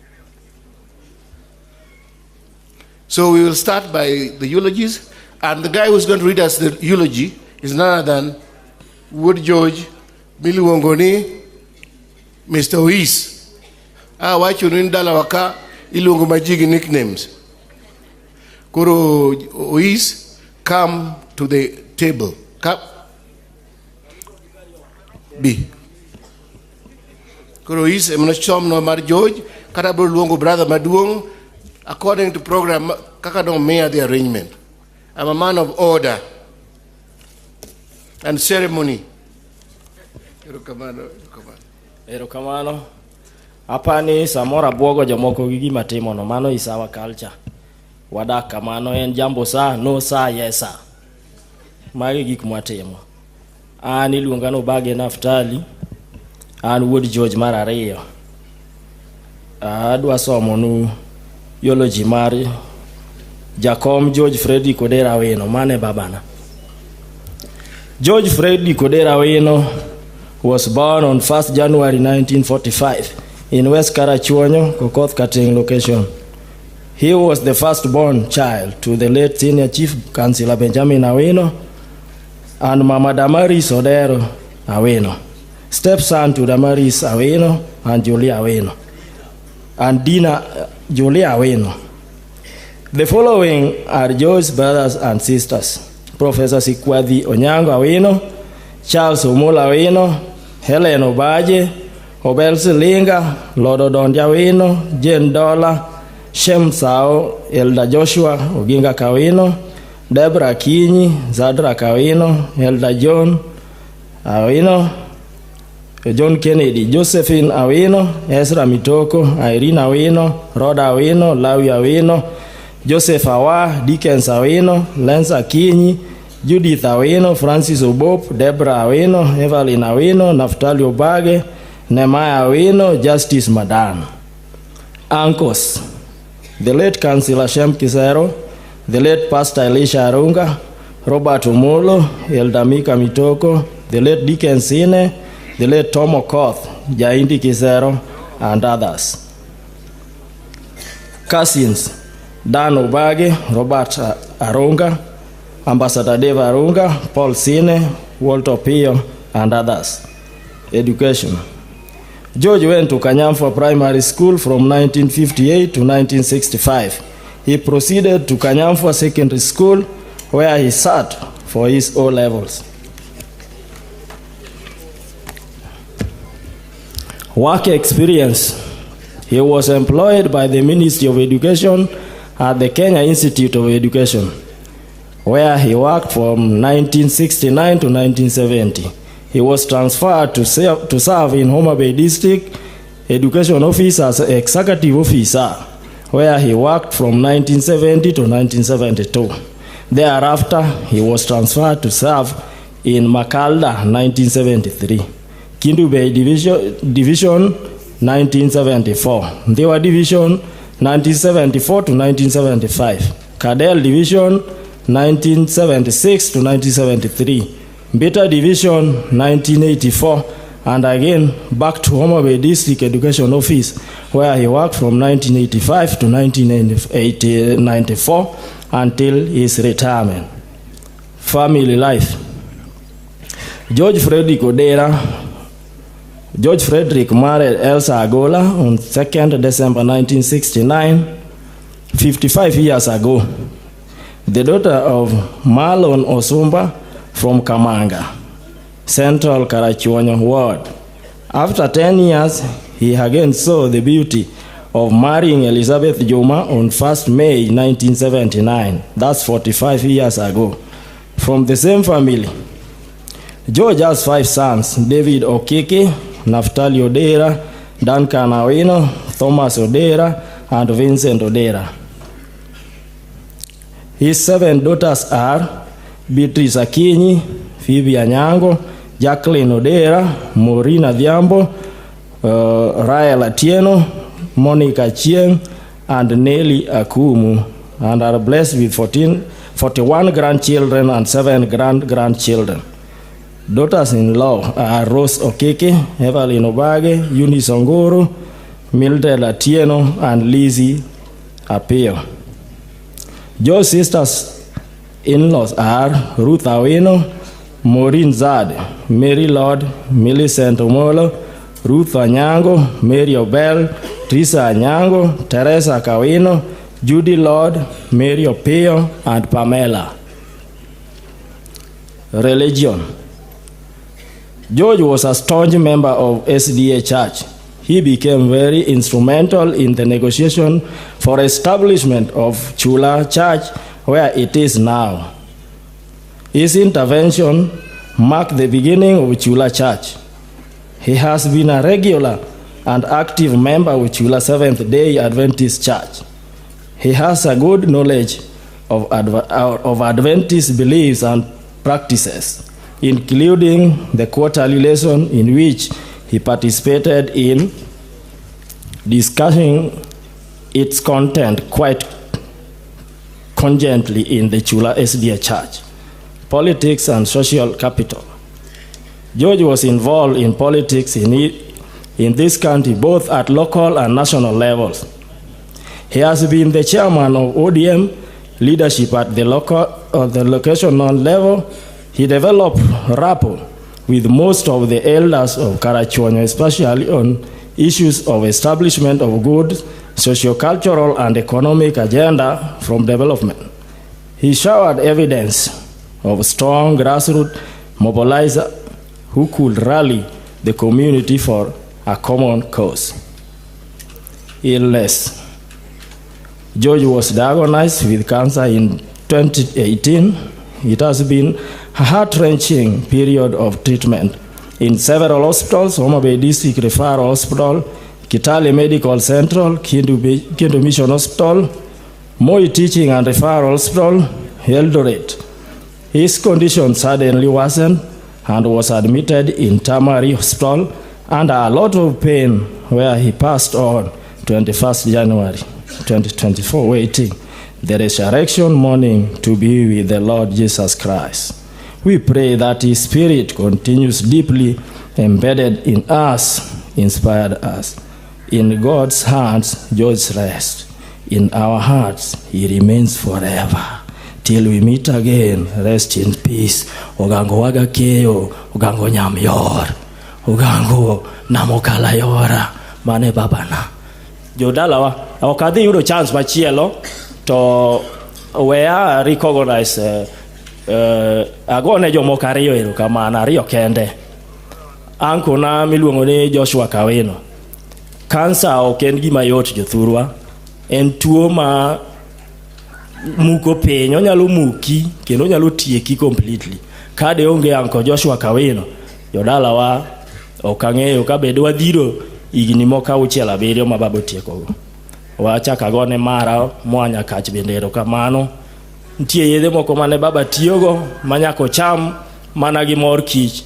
Thurwa ka mor kich onge kendo en very expensive. Mama no ne tingo gino gi mbugru kendo kelo jaduong' ne madho godo yath. Agoyo nu erokamano, Nyasaye mondo obed kodu.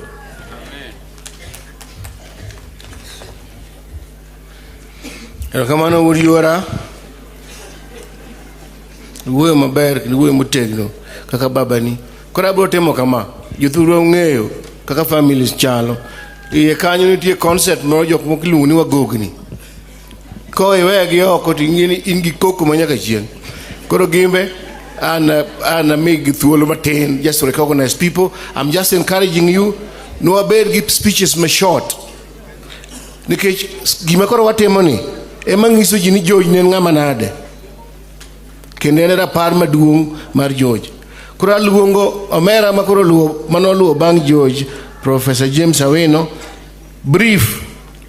To kichuno mine na kimuomo tariembi. Ama microphone.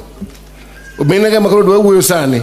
Ng'euru ni onge luor man go kodu. Kidek ahinya tagolika. Erokamano Professor James.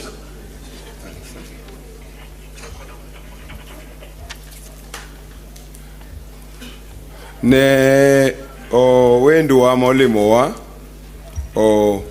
wagoni erokamano kuom gorruok kuomwa gi umowa gi tipo maru ma obiro godo Kawino. The late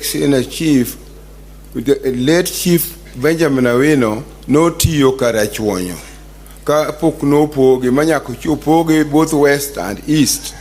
Koro kama notiyo ng'at achiel sani gi over 30 chiefs nen kama duong'. Kata sani bende aparo ni kama koro warito sani koro kama duong' makoro ber kipogo kata karachuonyo mondo bed kata constituencies ariyo. And I hope ni mano biro timore kaka koro jo MPs ni kagi to mago magi discuss a parliament mago can be part of the game. My short brief thing madwa wacho ka eni nyara wa Sweden Caroline, Dr. Caroline chungbono neni o travel chungo neni ting lutini ting kichung ero en osomo medicine to kore ne otimo his masters in medicine uchiegni tieko sani koro obiro bende liel ni oyuke to koro achumo domosu matin kamano wacho kama ni sani wach mar cancer otimo ka chieng' in the whole world. Kanyo cha adhi kamoro abayo to noka dhano chandore mondo yud thiethne kendo neno ka they are soon reaching the tipping point mar yudo gima thiedho cancer. To ka wanyalo bedo go hospital maber, we will not have medical tourism. Ka wanyalo yudo mondo jorire mondo yudo hospital maber malomo wan go sani. Aluo ma best ni experience mara seneno ni pod wan chien ahinya e weche magi kanyalo thiedho cancer.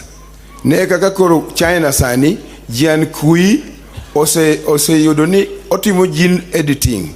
To gene editing ginwango ni piyo gibio edit gik mani luongo ni ok nyal bed edited like DNA. Gi edit to gi replace gi DNA mabeyo to koro ng'ato chango kata nyalo chore life. I wish we would have had a hospital like that to promote life, to prolong life, my brother. He struggled, and I had lots of wishes about Kakado Konyere, but he has passed on. But I wish we would do something for our country so that we bring some of these new things mabiro manyalo konyo which machendo sanigi. Jomoko sayudo ni they can conquer this disease called cancer.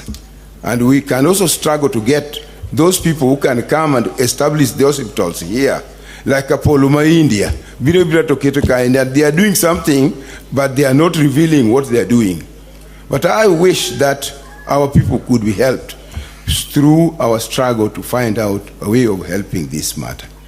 And my brother's struggle, he has gone, but we pray that God protect him and protect those who remain. And you who have come, you have done us proud, and we are very thankful for you. Then secondly, kapokadhie mogik, ni gimatimore ni my brother at the cultural capital. I would call it cultural capital or social capital, kaka ondikecha. So in essence, what it means ni a very good person in connections, connecting with friends, connecting with people, even our friends from far and wide.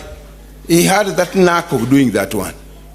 And we still don't know whether we'll fit in his shoes, but he really had very good relationships with many people. Networks, he had very good networks. That is the social capital we are talking about.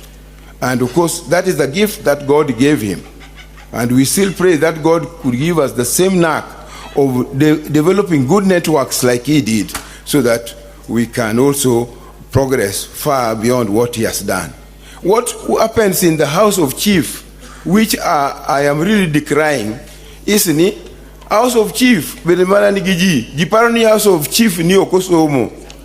Wani kaka buru siepwa, railo siepwa, giwase interact malich in maber. Koro wangeo ni gitiyo kendo gowado maber malich. And they have done a lot of things. They are together, we are friends. Starting from our father, they used to come and visit us. And they are still visiting us like he has come now. We are very thankful for you, Daktari, to have taken your time to come to be with us and condole with us. I'm very happy with that one. And we have always been very happy. You have not, this is not the first time the senator is coming. He has come several times in this home.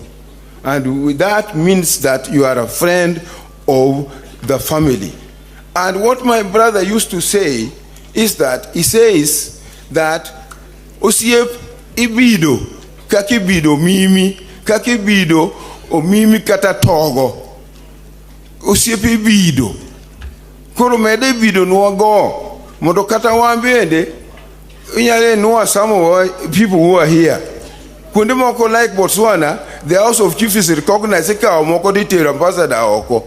Moko bindi ka ditero kaka katamakunde moko kaka director kasa commissioners. So akwayo ni take something of our request that there is need to also revisit the House of Chiefs. According to Cap 50, the House of Chiefs is recognized in some countries that they don't just spare even the mothers of the chiefs. The chief work very hard and the mothers are just left there. We still have two mothers in the home. They just left there. Nobody is bothered about them, even their welfare.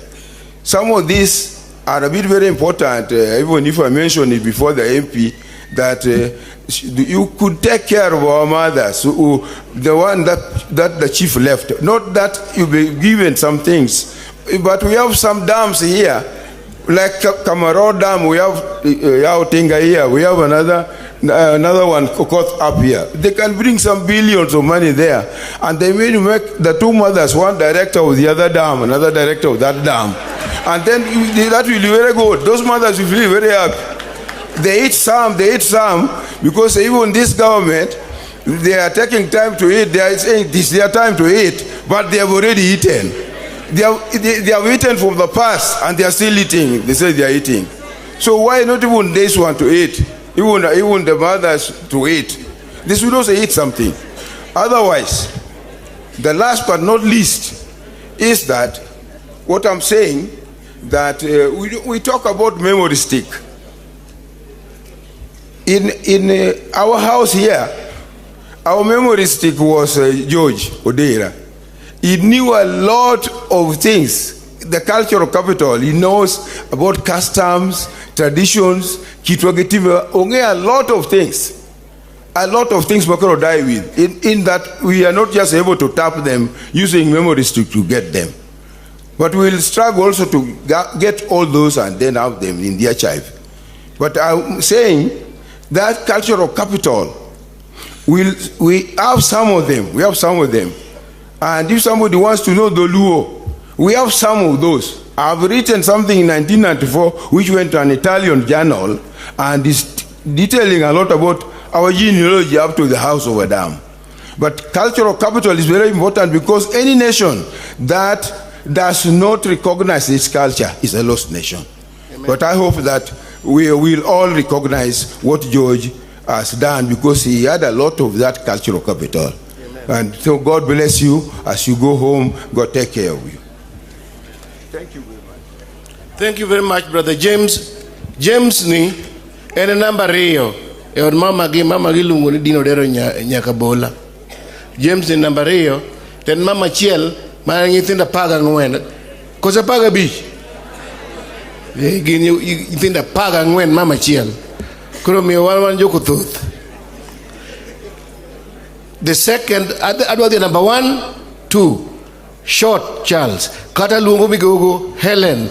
Tatieko Dina Nyodero. Adi another place. Anyalo kero mbas na anyalo moso mnaji. To I know I'll handle it. So Brother Charles is number 3. He's a retired accountant. Ne jo kanisa jotendgi to gi welo duto mobiro ko owadwa George Odera. An nyinga Charles Omola Awino. To midendago ni wuodgo pacho marende. Mano mag kaka George ne miwa names moko. Koro madwa wacho machuoko, se wach moko mang'eny. Adwa wacho nu 2 items mainly. One, my personal relationship with George.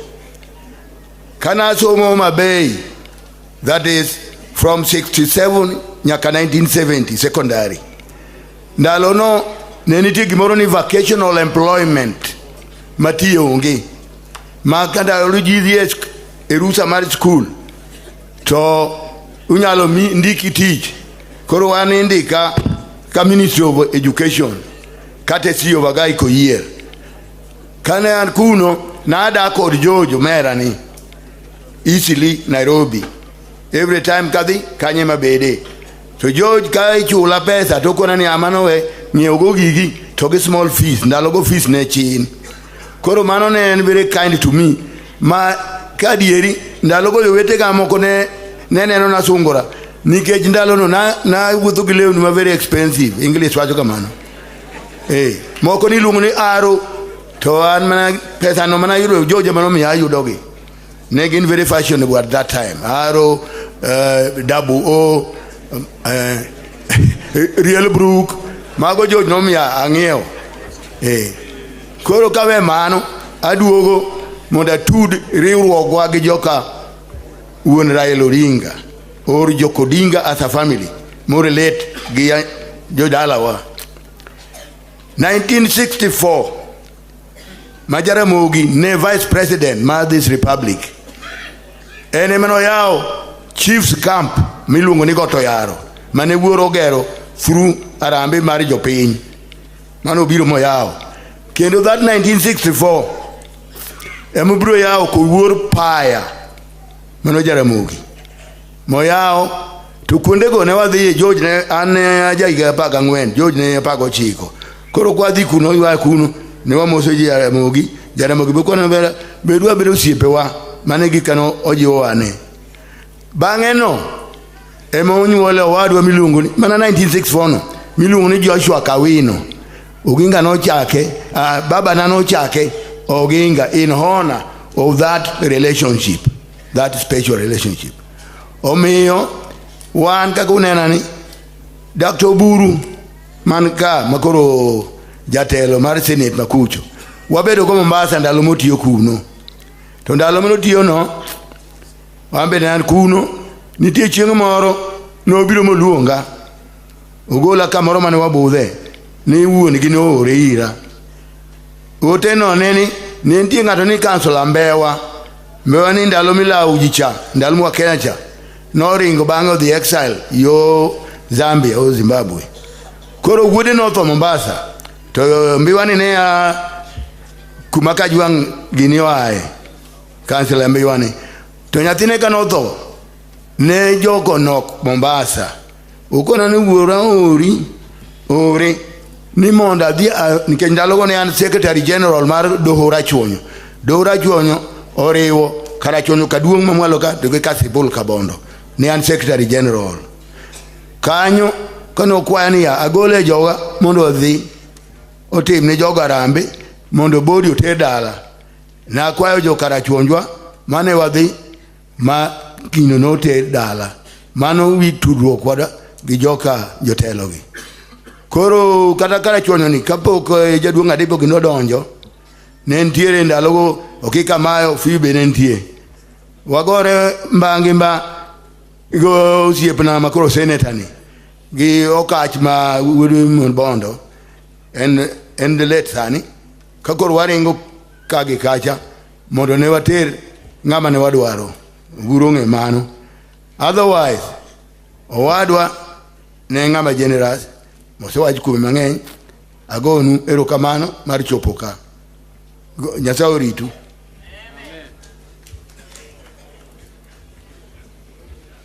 Thank you very much, Brother Charles. Charles was incarcerated over more Kenya. Come on, Guinea men of the left must celebrate Nalo Kushoto. Ungeo gimeneti more on the left. Alu ngonya mera, mamigogo, manyar chief Awino maduong, Eleno Baje, Osechopo, Eringen chief copyright. To uteda goro ne wendo amwa e pinje mopogore ne Karachuonyo makalwet ne Karachuonyo maimbo ne Kateng dhout Imbo duto ne baba na orito ne joka Awino Kisero Asahol amoso unu saure uru kapoka wuoyo kuom Omera George to samora jiyo ukni ka Awino nung'eni nigi nyithindo mang'eny to ka wabedo piny to wachako mutni to George kono wania weuru popni buwinja weuru popni to giwe popni giling dino bel ka dino kwelo gini jo ODM weuru popni nikech ok no hero koko Omera George an kadongo an nyako mara nyathi mara ng'wen onge ng'ama Jojo dhaogo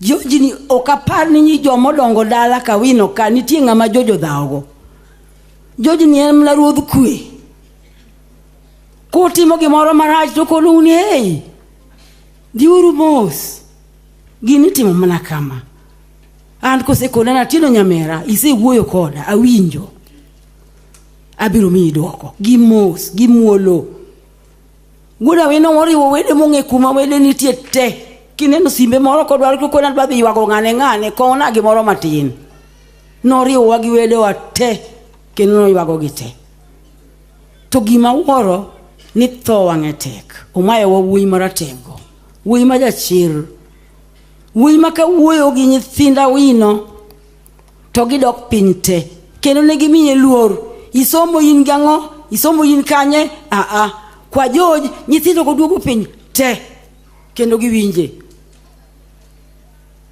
Omera Professor James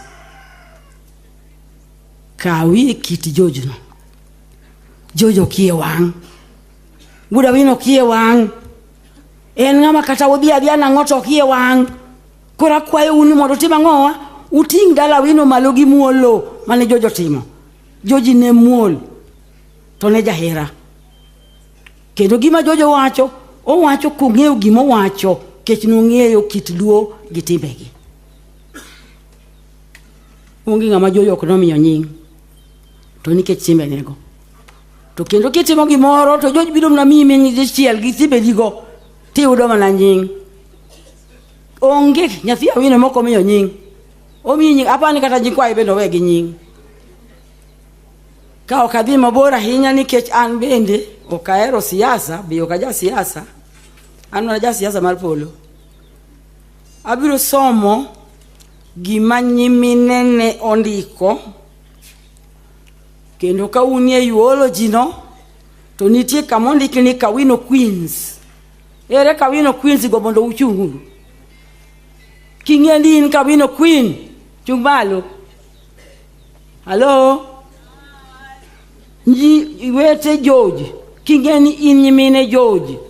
George ogango rod basio. Nyingo noyudo na sababu. Kaka no wuoyo. Kech ku kine utugo kamata George ko wachi ni mondo chwad ng'ato. To koni nera biro an rod basio biro fwaga yi. To ose rodi to siyo to onge gibotimoni. Ubara to gikumodhi to se mane kaka noyudo nyingno. Gimoro ng'eny kabisa. Ng'eny. Ose wacho ni mano buglai George Awino. Buglai no dok bane monge kuma yudo kendo chia kene ndok bane. Alufu gadhi. Ten ng'ano kelo pesa mang'eny kabisa gadhi den dok bane. Mane George Awino. Kora adwa somo no gima nyimine George ondiko. In honor and loving memory of our brother Ogango Nyamror, Wadga Keyo, Buglai Alufu Gadhi, was a peacemaker in the family. We gather here to give our unwavering last respect to the firstborn in our family. It is with heavy hearts that we bid farewell, but let us celebrate the countless moments of joy he commanded with us. His absence, therefore, is going to cause pain to some of us, and as we rest him, we hold light to the memories of treasures that he cherished, his mastery of nicknames to some of us will now turn to legends. Let us extend kindness to others as he did. That forms the tapestry of our lives. We remember you for organizing the large Awino family with the respect, dignity, love, unifying all of us. Rest in peace, Ogango the Great. May God bless you. Thank you very much, sister. Thank you very much. And I'm a very democratic man. If you think I'm boring, you just tell me to shift gears. If you think I'm overdoing it, if you ask me to shift gears, I'll accommodate views. I'm a very, very democratic guy. But for now, let me just finish this bit. Wago neiru kamano ne orwa Kristo jode. Ago ni mairo kamano. Yogo maber kendo waneno ruadhi. Wago ni ero kamano. Oche baru yogo jugi ruedhi. Ok ng'eny piny ka. Arwako kendo nyawana moa game. Nyawana moa magame yala. Nyawan Charles Awino.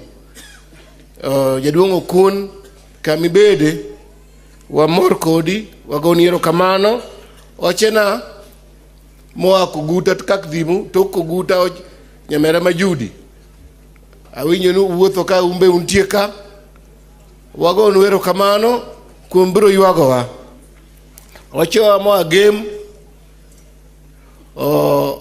mobiro gi yuorwa mobiro ywago yuoro ma jaod Silinga wagonu erokamano kik ng'wach ni watero tero bura wiye malo koro waweyo ok wang'e anyuolawa gi wedewa ok wadwa ng'awe malo ahinya nyaka wadil gi anyuola adwaro ni obed matin jomoko raluongo bro wuoyo shorter than that or gibro mana moso ji kata wabro dhi mogik mina kinyi majaod George kato kosetieko koro waluongo wendowa gi sorry no if I'm skipping something then abro luongo Awino vote of thanks to waluongo pastor tero wa ka jowa gi osuwuoyo to waluongo gi tero wa gi. Am I missing something? Talk to me. Approach the chair. Approach the chair.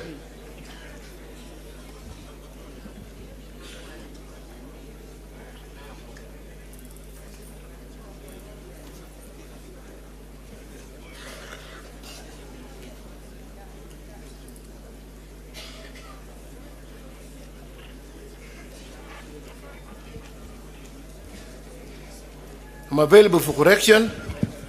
On my list, koro jamawan go mado wuyo sani, kichodo na dhiri mina kinyi, to gimine wari mudung ka baba naka, gito gingi moso amosa, donge. Kura kunga luong min John, to gimama na nyongalo, chungu malo, mondo fuane budho. Atimu mara, giwo. Awacho ni anja democracy aonge thuolo mar tamore gima jopiny dwaro. Koro kudwane minega owuo, tandanga tamra yawa. To mage minega. Bas koro gimiti, maybe they cannot scale these stairs. The guy with the roving microphone. Wachako gi nyongalo koka ng'wadhi mama nyamnyafu.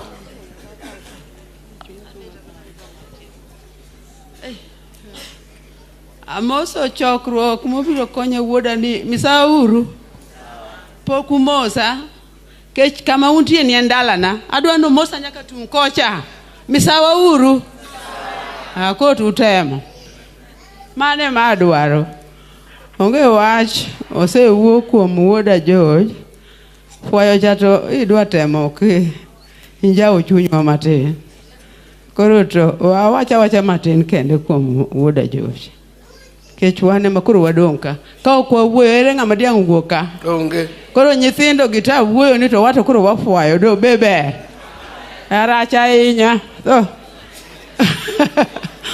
onge wach anto ka wuoyo kuom wuoda George to anan mama matin ka Awino ka an mama mar adek an nyar koredo to mokwongo jothuro biro ka adwa ni gichung' gi fwafwaya kama jothuro makoredo kada ng'awe moka gi fwayo to be ok dang' ber ahinya eru kamano ka wuoyo kuom George tago erokamano maduong' kuom chunga mondo awuo kuom wuoda George.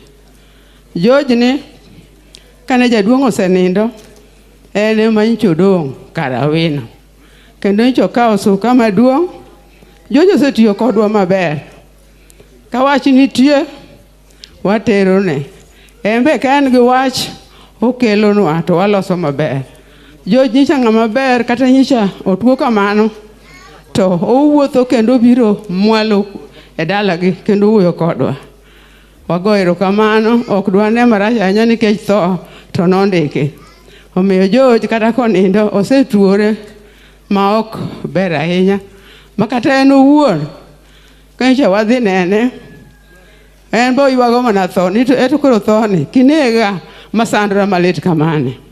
Omiyo koro anta agonye nikech kaka nyicha neno kosandore to George dala waka jowadwa wachinwa adieri oganda mobiro kan kata gibiro ji 30,000 jowadwa gima lit to lit ne wuon gimwa winjo joka Awino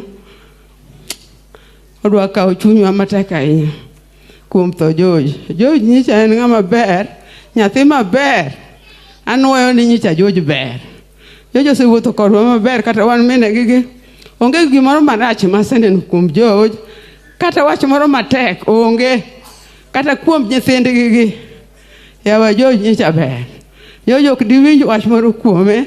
George muol kendo kuwuoyo to wuoyo gi rieko matut ma ok ang'eyo ni to ere ng'atno mabiro kawo rieko ma George ne nigo.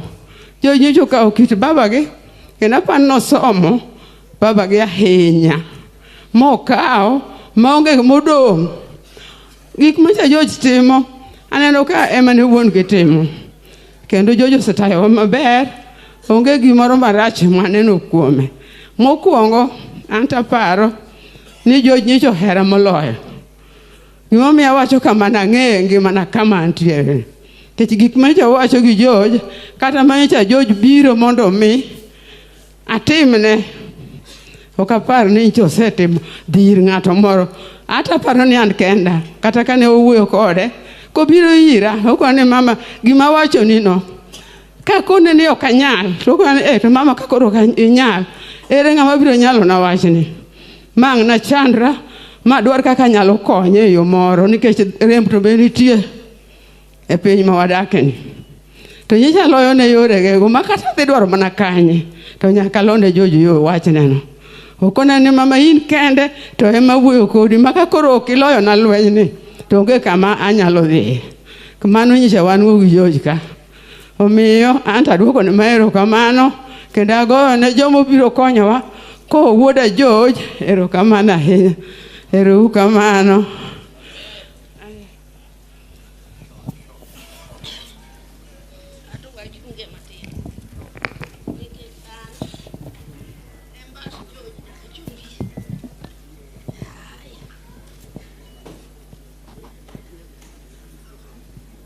Oganda Nyasaye amoso uno kweuru. Ni jodolo duto mobiro ko George Frederick Odera. Odera min ge mano chake nikech kinyuolo nyathi nyaka idware jodu moko mabe chako. To Frederick Odera, to Frederick George Frederick wuone mochake. Miyo George ne en wuoyi maduong' ma wuon ohero. Kendo nowe ne teko ne duto te. Nikech kane wan e dala nyithindo gina yudo katindo ne hera gi her mapok na neno. Kendo ne gi hera diere ka wuok ma dhi chula mit gibiro giwijo mama damo biro ng'wech ma gibiro gikaw nyathi fich gikaw John to giringo go. Wuoyi machali ni kano winjo na biro to ng'wech oringo obiro kaw na nyathi. Miyo ne wadak gi hera ka Awino ma onge gima nyalo wacho. Kisomo Zaburi 133 ni bedo ka nyakla go wete en gima ber moloyo. Nyocha wadak go wete nyithindo gi wete George. Enano nyithindo adek gi oluoro George moktal bende ok ng'ikni. Miyo ka Awino en kama ber. Kiwinjo ni wuod Awino mano dwaro nyako miye piyo. Olemo ni kanyo olemo makichamo iyieng' nding kendo king'ikni. Miyo atimo neno gi thuon na Awino en ng'ama kare nopuonjo nyithindo. Nyithindo gi nowewa ka ji matindo. Kano sewa gi nyithindo matindo koro waparore min dik to biro timore nade. Kara Awino nosendiko listi ma kacha nyaka ka. Ke nyithindo ng'eny go. Nyiri ne en ga 15 odong' 5. Chuo ne en ga 19 odong' 17. Donge nonyuol. Koro ndiko listi. Omiyo George katimo nende tawinjo ka an gi lit. Nyasaye mondi maka inya Nyasaye. Opuonjnwa nyithindo go nyakurumo.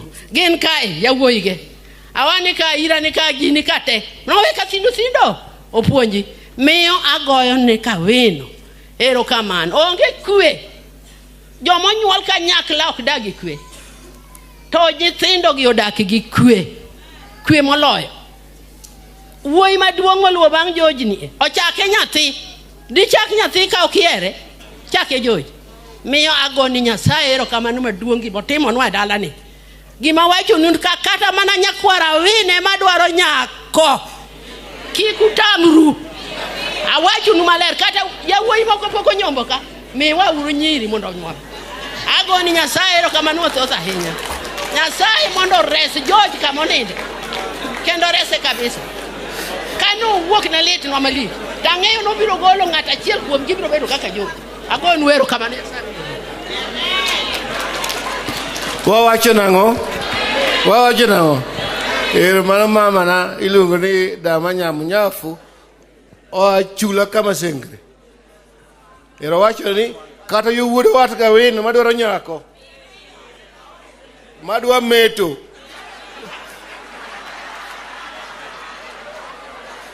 Kadwaro timiye. Watieko ero kamano yawa. Ka koro da we minego kowuoyo yawa. Dongo da ketho. Di meruok di ma microphone. Adwa recognize nitiere kuma yuora matin tiye Ministry of Health. Embe jok moko no biro yuora mar jaod George ni. Jok moko no biro luwo bang'e ma gitiyogo. Ka un ka chungu malo monda fuanu kaka master of ceremonies. Mago protocols. Erokamano Nyasaye oritu. Kendo erokamano biro ywagowa. Wago erokamano ni commissioner Jack Awino kuom ywak mane ywagowa dhiang' gi mogo. Ne timo maber kendo wawinjo umbi be wabiro scrutinize. Mama ingono. To erokamano kuom ywagowa. Ng'ato kane gi liel to ng'ato ywagi gi rwath itimo ne nade. Kaka joluo timo.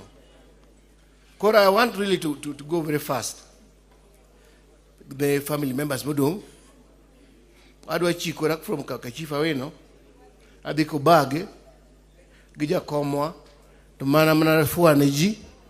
Kata dhi uncle. Kata dhi nakinyi. Kata bulungo Joshua to my vote of thanks. Tatieko watch family. Mana kaka brother. If you are pressed for time, we are all democratic. If you're pressed for time, just approach the chair. The chair is very reasonable. The chair is very broad-minded. The chair is a very just man, namely myself. Koro Yeuru, alungo mera, mambas George dala waka, milungo ni Daniel Obage, mondo chung, ofuanu, yokama, en mane wangeny. Karakua kausa numa ngeny kamano. Jaduong Daniel Obage jakwath chumalo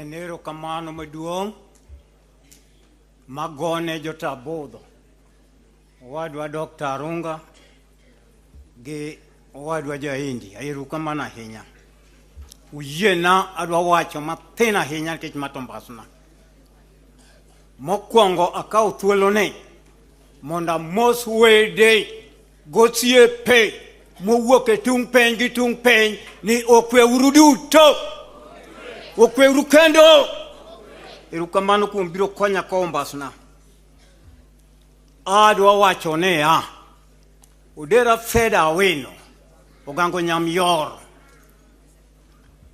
Rod Masio da wacho mang'eny kuome tadwa wacho matin ahinya George kwatiyo ge education achako gi surveillance to ka George ubiro moyuda Nairobi odak kamoro ni Westland ana kiadhi e jikon nyithindwa na madho na chak gi mukati ka jojo kendo to dagi kun udi ma ok nyal timore ka tede motami wadhi Isili George notera ode Isili ng'ama kamani wacho ne nang'o dongo geni mano gudu ma ok kabula marariyo gima jojo weyo liga shimi parogo ng'ato ka George ni gendia to luonga wadhe to kona ni udma aidwa na monda dia yaw sikul moro ka wan gi jatelo moro ja ugenyi luno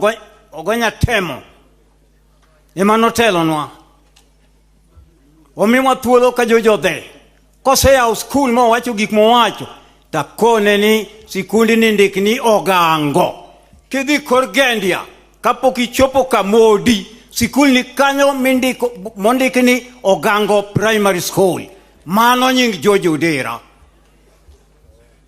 mano gimo weyo marariyo kwa dhi nyuomo yuora maduong omaki George Rongo kotero dhok ne wan gi jaduong maduong niluong ni Nason Rege gondego gun mikwa e joma ne nie kot kagi winjo ni mago joka chief no golwa raka Nyasaye no gwedhowa telo maber abiro tieko kamathina dhi ka tieko Ogango ochwadwa go del pagario kwa dhi e Christmas Kanyamfwa wapondo kwa duogo tawachunu jodalawa wone wane gen no chwadwa kendo lonywa dug dire chumbie siandawa ke chwadwa gi jojo gango gilo nyamyoro wadga keyo digo nyap sok awacho ni minwa odwa wacho wach moro ka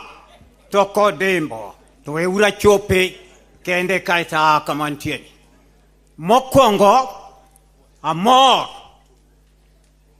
gi my MCA my honorable MP marwa ma the area amor kodu tadwa nyisu gi maleng kodi ni kodi maber kuneno kama honorable Kaluma Dumie kata kodonjo ko idho step manuke ko koth manugo kedala waka doge umor kode afanye urua fae uni Kaluma manotuon majoma kubirwa kaduogo wangi honorable soneta makajwang utieno manuke wadalaka rateko kifana ne chokruok fae muga hallelujah omiyo kinyuomo nyako ka telo magi telo godni mako di mo adala ni mako karachuonyo ki yudo koth karachuonyo ijahawi mando koth kawino nyadundo dala gi pasa Elisa Runga da wacho mang'eny kum joji to according to time Nyasaye madgwedhu gi manok mawacho ratego mondo Nyasaye ogwedhi ta adwa wacho nini holy ka manoge gi piny mangima holo mukore nyaka wiye askeche machwako yeudo hod ugari witarono mundo bedra par mar chief Benjamin Awino Nyasaye ogwedhu gi mbago duto e nying Ruoth Yesu. Erokamano.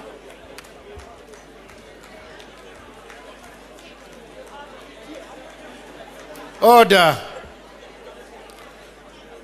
I wish to announce that some of my guests are pressed for time. And some of my guests are pressed for time.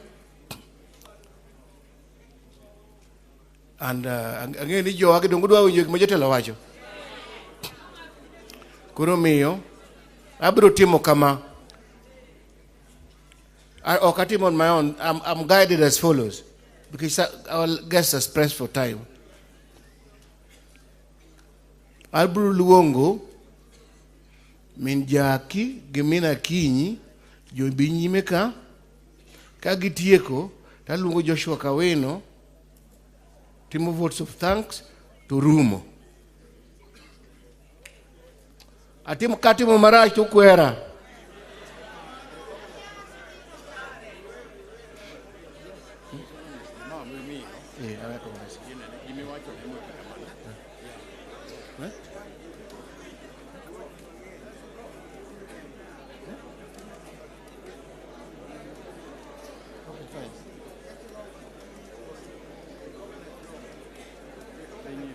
Order.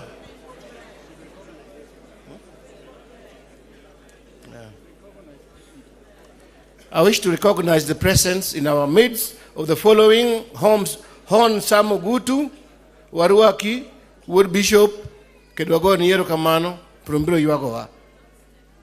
Arwako Kendo, Ochewa Moa Gue, Kibaga, Kamauntia Chunguru Malu Adwa Mosuan, Ochewa Moa Kum Madam Ruth Awino, Kagai, Erokamano nga Maori, Penye Mobaga da weni thuolo to Penye Mobaga, Pinypek. Koro wachopo kama very important. Brother James, neno nintinya min George Moroka, omi madeke kachiel kende, kato wadhi family, jaute George. Wamiye madakika chiel kende wang'eye en gogo manyalo dengato. Ya wang'wana, I'm just going through what my background says.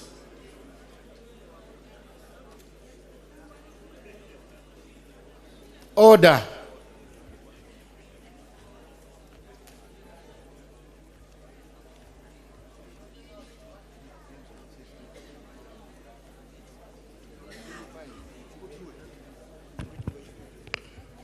Baba wa mbinguni asifiwe. Baba wa mbinguni asifiwe. Kingi makikitini totimna kama. Odera koro kikitini. Ginyinga Anrecho Atieno Awino. Nyithindo nyathimi wuoye nyinge ni akwongo ne gin jolubanga. I was born 1942. Odera Gidan onyuol 1945. To Dawadi Bora nonyuolo yawuoyi ariyo. Naftalo Bage gi Benjamin Awino. Gi Rael Mochaka gi Damaris Molo. Nonyuol Kamisungo nyithindo 4. Tadwa wachonu Mr. Burodinga. Adwa nyisi gima neno dalani. Akwongo ne nyithindogo. Kimanyo piny migolo Jomo Kenyatta. Baba une biro dala waka. To baba ne puonja ne an kama Gambo Girls. To baba biro gi pata kira motwang mar pien dhiang'. To kendo rwako sot marabuor gi sati marabuor. Advisor no ka. Jaduong' luongo ne miyo yiero oluongo Rege. Oluongo Dedi. Aweyo man. Anyisi gima na aneno gi wang'a ka. Ka baba ong'iewo mtoka ne mokwongo. I'm the first person ma baba okwongo puonjo dala ka. Baba puonja kama Gambo. Ndalo ka ni ji gike gi kape, maparo ni kata eno gike kape no.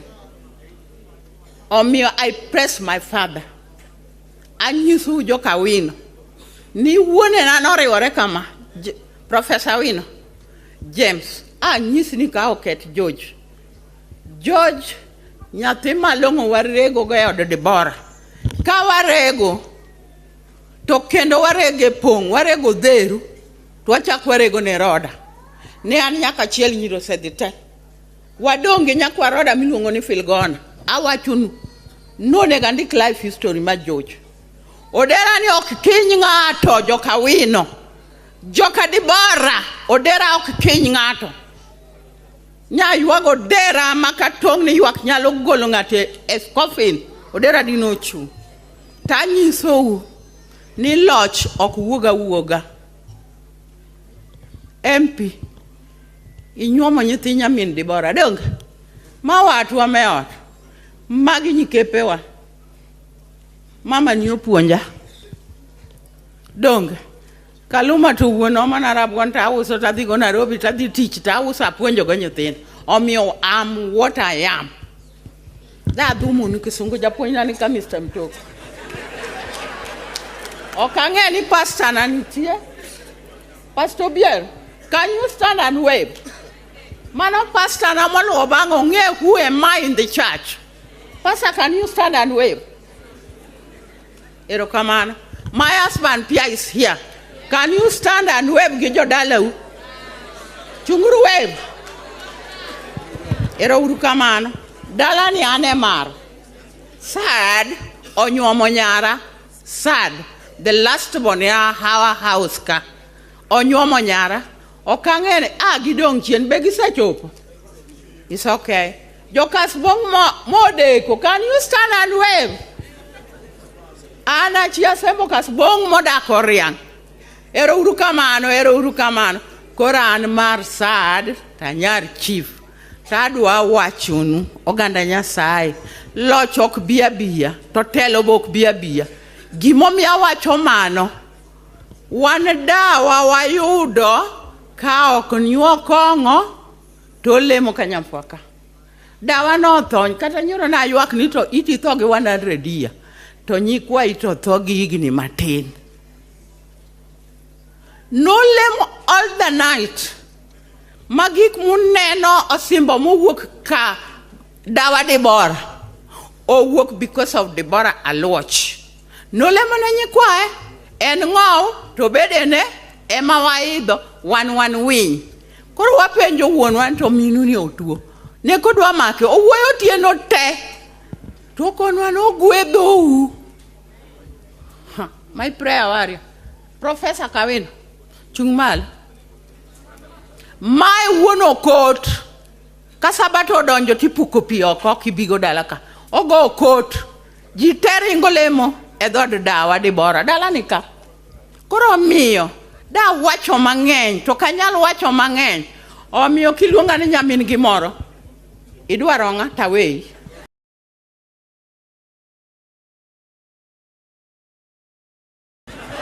Lemo katileme Catholic katileme SDA katile amor kaneno Piyo Wandayi nikech anene television to ane magari mokwong ng'iewo dala ka niriembo gi ng'at moro none Simo Nyadawa niterago skul kama gambo ko ang ng'iewo an baba mochulo na fees asungora iluonga ni Nyachif wherever I go. Omiyo ero uru kamano otama niki awuori jaindi.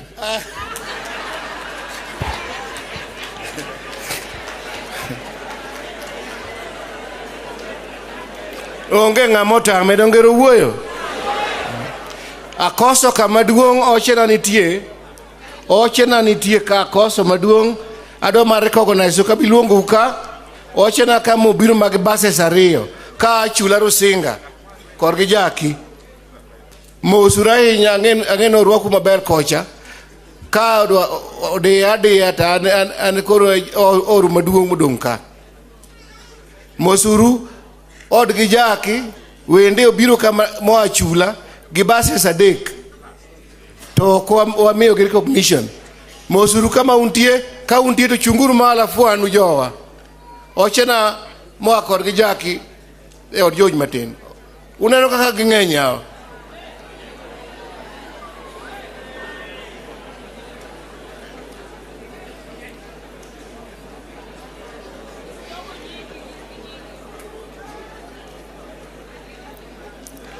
Ago nuwero kamana ahinya jochula kuom ng'iso waluor machalo kamano kuburo yuago in those numbers.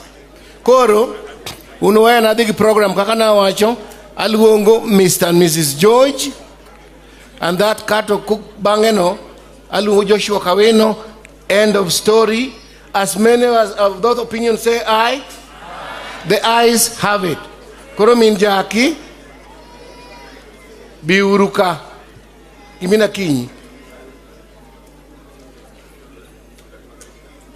giyuche na makogi kendo ng'ato kuona ni okaluongo yuche George to gibro Musa yawa sao yombowa be wan gi welo madhi mabor.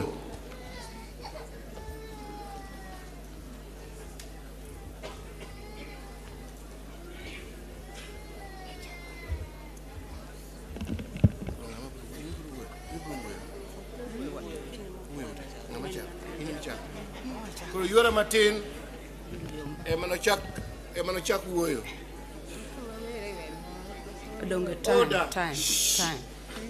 Time. Amoso uno kwe uru okwe kendo amoso ukamano nikech ng'ama wabiro yuago ni ma wabiro kone en ng'amo ero kwe ma kata kodak kodwa en ng'amo ero kwe okodwar koko waseda kode gi kwe igni gote okosemiyo wa koko omiyo amor kode emomiyo amoso uni okwe uru.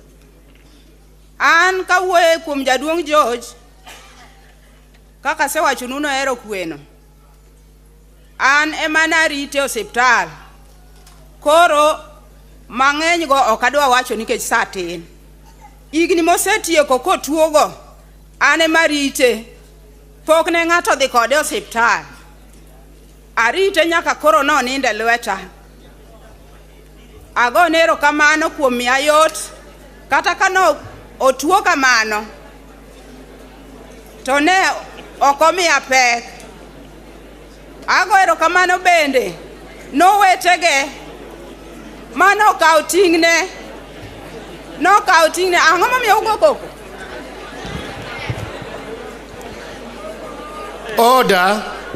Order. Shall we have silence, please? Yeah, walinguru mos wawinj gima widows mag George wacho. Akwa ujo thuru walingu mos wawinjuru gima widows bage mine ma obiro yuago ka. Can we please silence, please? Bas kuom tuone no wasebedo kode to ne otuo makata an be koro naneno ni ber mondo kata Nyasaye omedhi oywe nikech rem mane owinjo. Koro George ne en ng'ama ohero kwe. George ne en jabura. George ne en jakom. Kamoro amora modhiye to en jakom. Nyithinde bende nohero. Onge ng'ama ochwado kata achiel. Kidwa dhaw to gone ni ang'o momiyi keko. Ihero koko. Koro norito nyithinde gi kwe. Ka ok kamano to nikech sa ng'eny achungo nyiekena. Nyiekena gi emorito George ok ng'iew nanga. En yuochege gi makel ema miye lewni morwako. Nyiekena chunge uru malo ufwa. Nyiekena makawino chunge uru malo ufwa. Owetene bende ema ng'iewo ne lewni. To kata ka sa achiel kuom gi en sad makata ka notuo gi John. To jogi maringo kode kamoro amora modhiye kata wacho ni wadhi kanyo to John owuok to sad owuok. Yawa anagone gi erokamano kuom ting' magikawo. Chakre ng'ama tin mogik nyaka maduong'. Jojo kodhawo gi ng'ato. Nyasaye ogwedhu e nying Ruoth Yesu. Amen. Ka kamano to jothurwa ni ka. Ochena be ni ka. Nyiweni ga we ni ka. Jo health be ni ka matiyo godo. Arwako uduto gi retirees mane jaduong' tiyo godo. Arwako uduto agonu erokamano kuom biro e nying Ruoth Yesu. Amen. Amoso welo tete mobiro konyowa kowil. Amoso u tete. Arwako u kenda amor kod chopo uka. Ato da umiya thuolo da kawe seche moko. Akwayo. Kachako tachako ni ya. Agoero kamano ne famili tete mar joka Awino. Achaka goero kamano ne pastors te manyocha biro kalemonwa kendo nyocha gilemonwa seche te. Pastor ne ni Kanyamosi. Agoero kamano agonuero kamano maduong'.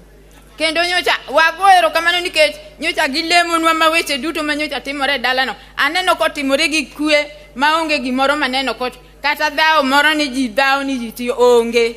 Agonuero kamano. Joka Awino bagone gi erokamano tete nikech ng'ato ka ng'ato owadgi ni ne giluoro. Yawa kinde madirem kinde tin owadgi ni ne giluoro kabisa magimo wacho onge ng'ama kalo. Kata koko mana ni kawuono adwaro gini. Kata koko mana adwaro rech kawuono to rech emikelo. Agonu erokamano famili mar Joka Awino. Katieko mano yawa nyithi nyamera ni ka. Kendo nyithi jaduong' jonyocho ohero wede. An sime mobiro ni an aonge gi namba wede na kata achiel. En ma en gi namba sime te an ok achandra. Ka gimoro timore en ogo sime. Onge wede na te be ok achandra. Ok nikech no okawo nyamera ma gima noago chon. Noago chon kapod wan kode jariyo. Kendo nohero wede na te kowinjo ni gimoro timo watna. Kendo kata ok adwa dhi te en mokonu adhi. Nohero wede na. Koro jaduong' George ne ng'ama ber. Ta akwayo nyithi nyamera ni ka. Nyithi nyamera ni ka tete chunguru fwaye nitie kako konyogi e yore mamoko. Koro nyithi nyimine ga go chunguru fwaye. Nyithi nyamera ni ka te. Nyaka nyithi owetena. Gibiro kendo gibiro gadiera nikech ne gihero wuon-gi ni. Kawe mano. Jaduong' George nyocha ng'ama ber. To gima nyocha wuoro. Ok ni kanisa nyocha ohero ni tinde kochako. Jaduong' nohero kanisa ma kuonde muwinjo kosom notiego. Kodhiye to gima nokwongo penjo en kama kanisa nitie. Kama kanisa nitie kama odhiye lemo. Nochako go kochako tich Nairobi. Nochwe go nyaka dakika ni. Kendo kapod adeko matin en osewuok odhi kanisa. Oweya kan. Nyocha ohero kanisa. To nyithindo bo ohero en nyathine onge nyathi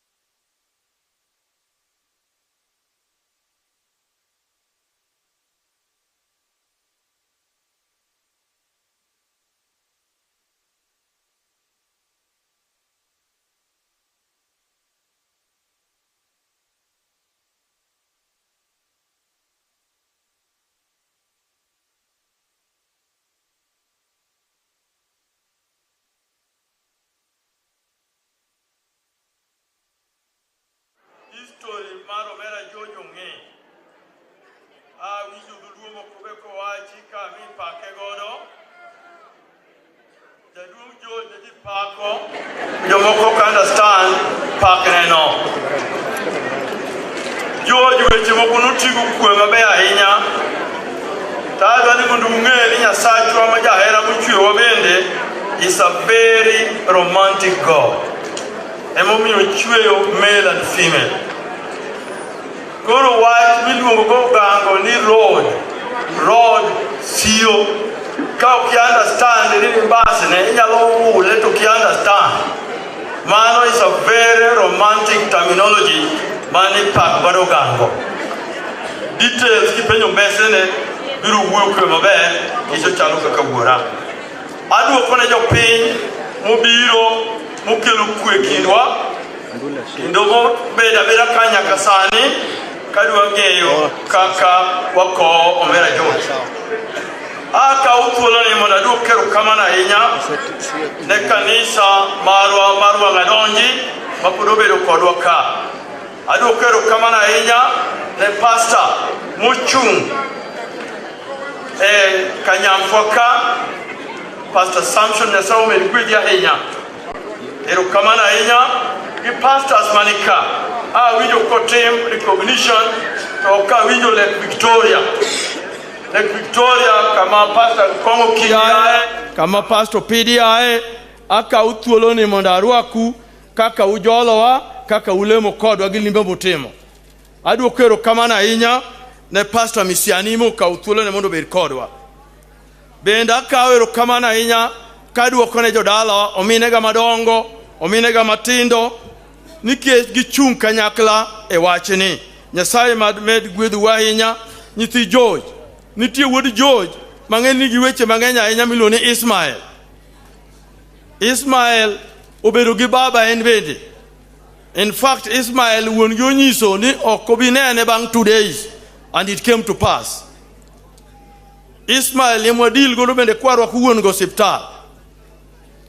To onge kamoro amora bende magidhi osiptal ma Jojo ko uluongowa ni wuodma adok osiptal adhi Eldoret wadwa ni mondo jolwa ma nyathino kobede.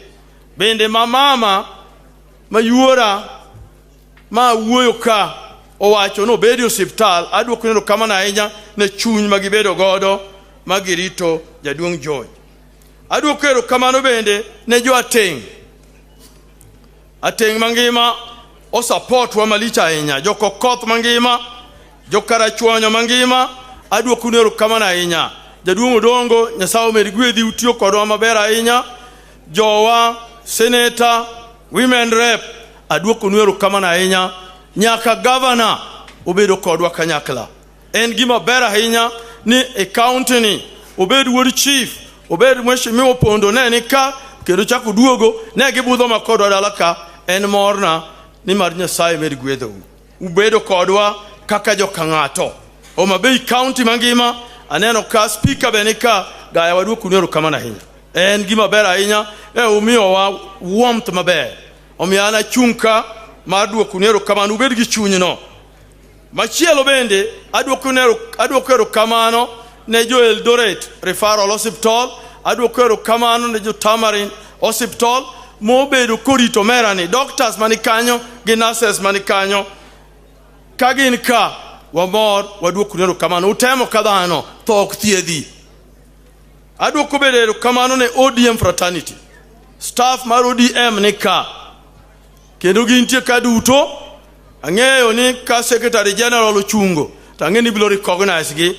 To aduoko ni erokamano nikech gichung' koda kendo ne gibira ka gin chakore chaka nyoro. To bende thuolono gibuga gik mineno thothgi watimo kagi. Jowa gi nyaka MP, senators, nyaka jowa mineno kagi ojola gi mako lweta ni mondo watim gini kanyakla. Aduoko ni erokamano maduong' ahinya. Nyasaye omed gwedhou. Bende aduoko erokamano ne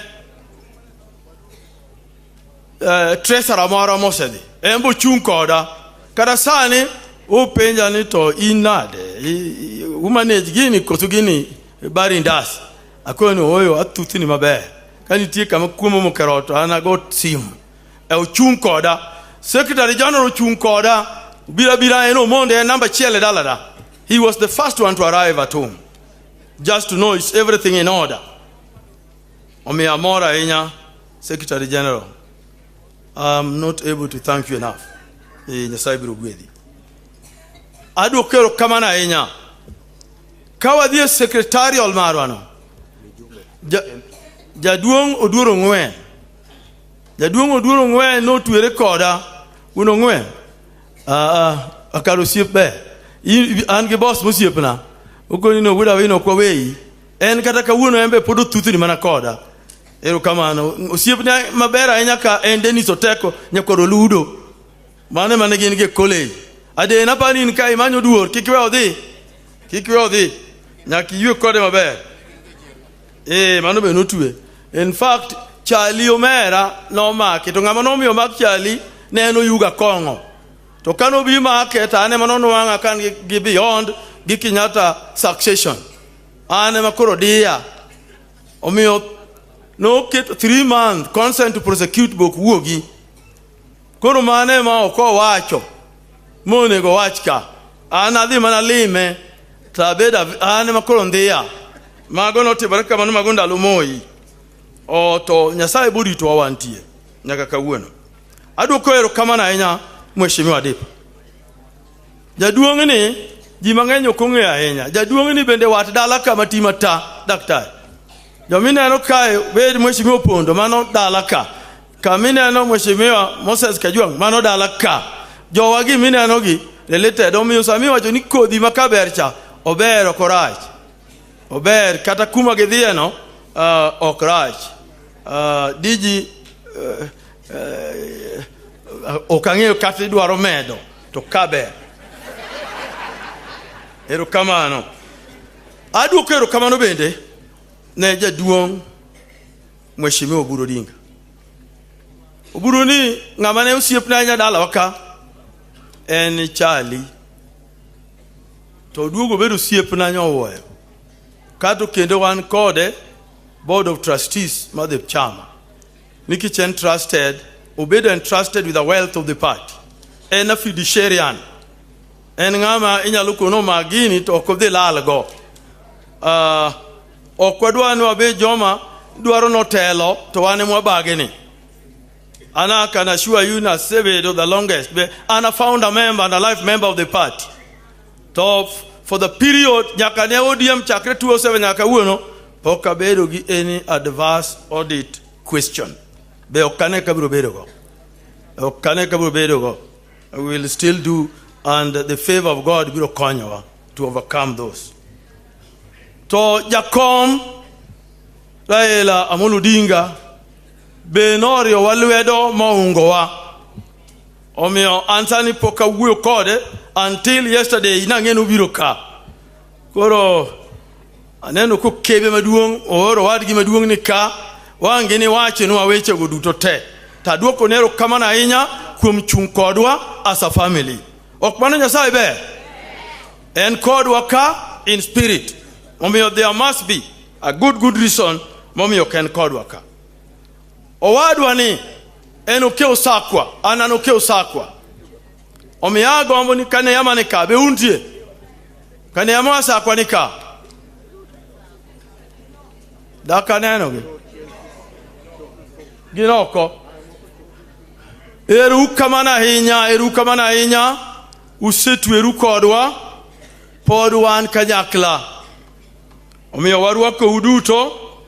Jowa wede kanyathiwa maduong' e dala George. Nyakwuna Kinyi. Joka Kochia. Makanam. Apani untie kosu wonge. Be untie. Wan warwako u kata kodeko. Ewa mor kodu umbe uchung kodwa sama chiwo vote of thanks nyaka aduok nero kamano. Jorosinga winjo kose wache. Jobutula kumamba kende umbe warwako wahinya ginka. Jo Ugenya warwako u manitie kadu to Nyasaye mondo gwedhu kuom chung' kodwa kanyakla. Wan ka gi jomoa kuonde maboyo mopogore opogore. Wedewa kamoro diwa wil, wede jo Kawino ng'eny. Githoth nondik, professor nondiko gite takia kumane gidhiye okawinjo to temo rwako gidhi otemni warwako u jowa mobiro kuyo kodwa kanitie moko ma wich nyalo wilgo ok nikech wachayo ta wadwokero kamano omiyo adwokero kamano ahinya nengo roi chach bebo werka adwokero kamano ahinya ne jowa manoro gimoro matin ikelo nyaimi moro ikelo nyagweno moro ikelo mogo ikelo bel ikelo lemo ikelo ruath uduto te unywako tijini omiyo ko wadwani obedo mayot ahinya Nyasaye gwedhnau okudwa gweth Nyasaye kigwedhnau ero kamano ahinya nikech awacho ni okada wuoyo mang'eny nikech ang'eyo ni yawa gi udwa winjo ni to giwacho ang'o okabanu gombo ni winji giwuoyo gine wendwa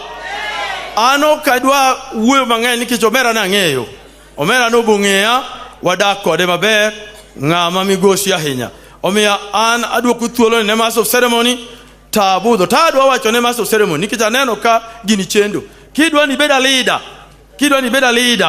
adwa wacho ni kidwa ni beda leader kiki ket demokrasi ahinya ibiro nyori nyaka i bedroom nyak ibed sami chung ter mikoni mato koro kutimre nyak irit sa iwacho ni no pinyni kata satano nokwero Nyasaye no mi everything omiyo onge walri ya tir to wabedo jowacho ni ma to koro kutimre ma odeko to kidwa favor everybody tibiro favor nyaka sa adeko tieno Nyasaye gwedhugi mag nying Ruoth Yesu. I believe he wasn't talking about me. I think he was talking about Dr. Runga, because we live in the world of consultation and in a public engagement. We mark public participation of Mokone Court. Democracy in man. Public participation. Democracy in Koro, awe wachanyuola. I want Adok Koni, and I'll leave that to be stewarded by my senior brother, Dr. Runga. I now leave the village matters. We can now address the national issues. Amen?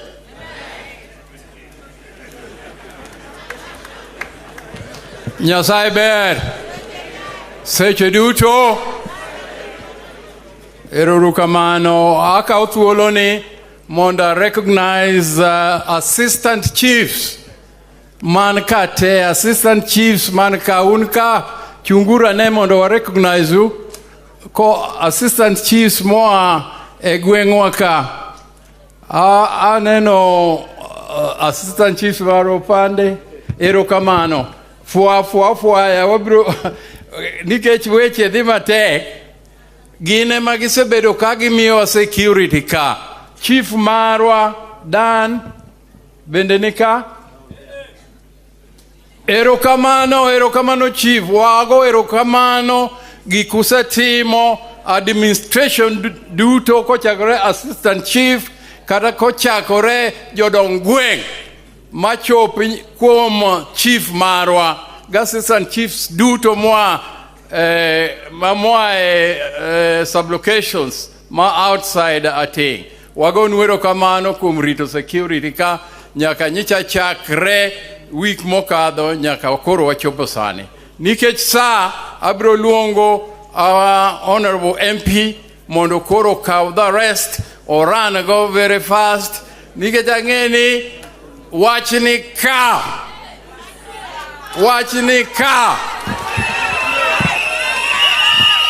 piny iloso mana gi wach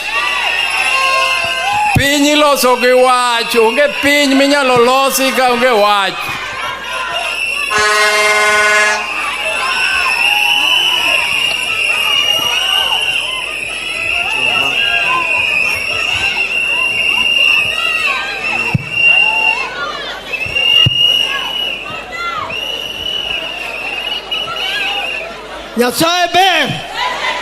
Nyasaye ber emomiyo ne jojo onyuolo mobire pinyni makoro wayudo joj mwadago manyaka koro ni Nyasaye ome mondo dhi oyue kako yueyo sani Agoero kamano nikech wayudo thuolo mondo wabi mondo wakow George. Ang'eyo ni sang'eny koro mi adwa mawacho mapiyo piyo mondo mi aluong jowadwa man ka nikech moko dhi kawo ndege gidok Nairobi. Mokwongo madwa mondo alunu adwa mondo achagi Karachuonyo. Jo Karachuonyo adwa mondo wabedi achiel makwau. Jo Karachuonyo adwa mondo wawere gi weche maundu, wawere gi timbe maricho, wawere gi timbe manyalo kelo winjruok marach e piny Karachuonyo mano rachna. Jothurok mano wayiere. To ka waseyiere mano tung'e na chako gi Karachuonyo. Koro kabiro makadho Karachuonyo takonu niya an ja ODM. Okan ja ODM kakung'eyo. To Karachuonyo en ODM son. Joto Karachuonyo party wa en mane? En mane? To jatendwa en ng'a? En ng'a? Omiya luonu niya Raila Amolo Odinga ok dwar koko, ok dwar tuomruok, ok dwar gongni. Odwaro mondo wadhi nyime gi tich mayot mar miyo ODM motegno. An gi project kae, an ng'ena ahero project. Kendo atimo project ma Karachuonyo ka sawa sawa, donge mana adier. Donge mana adier. Makata manga adwa edhore. Na wacho kendo pod anuoyo ni chung but giri ma koth go oko Karachuonyo.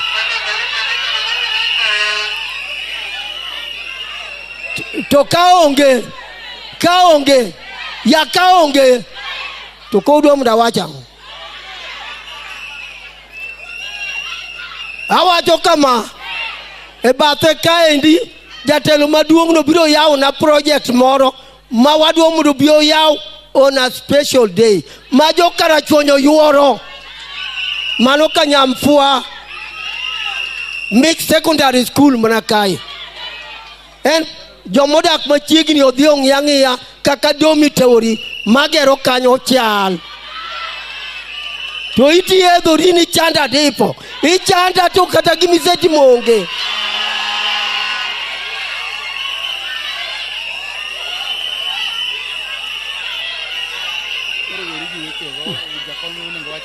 Okay.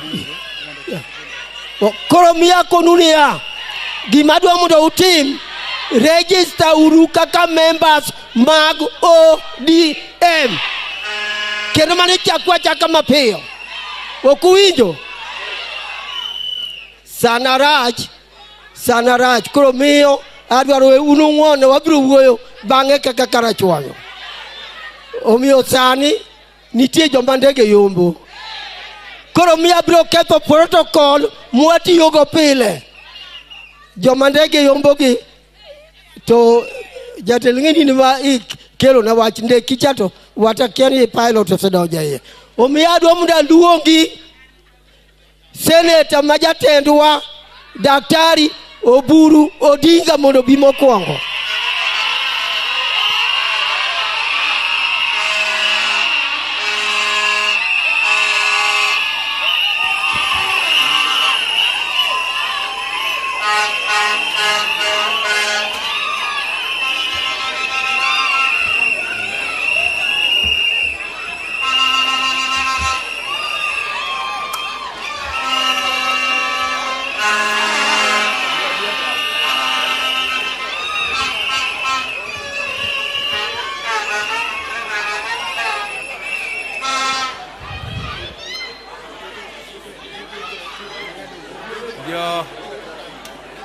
Jodala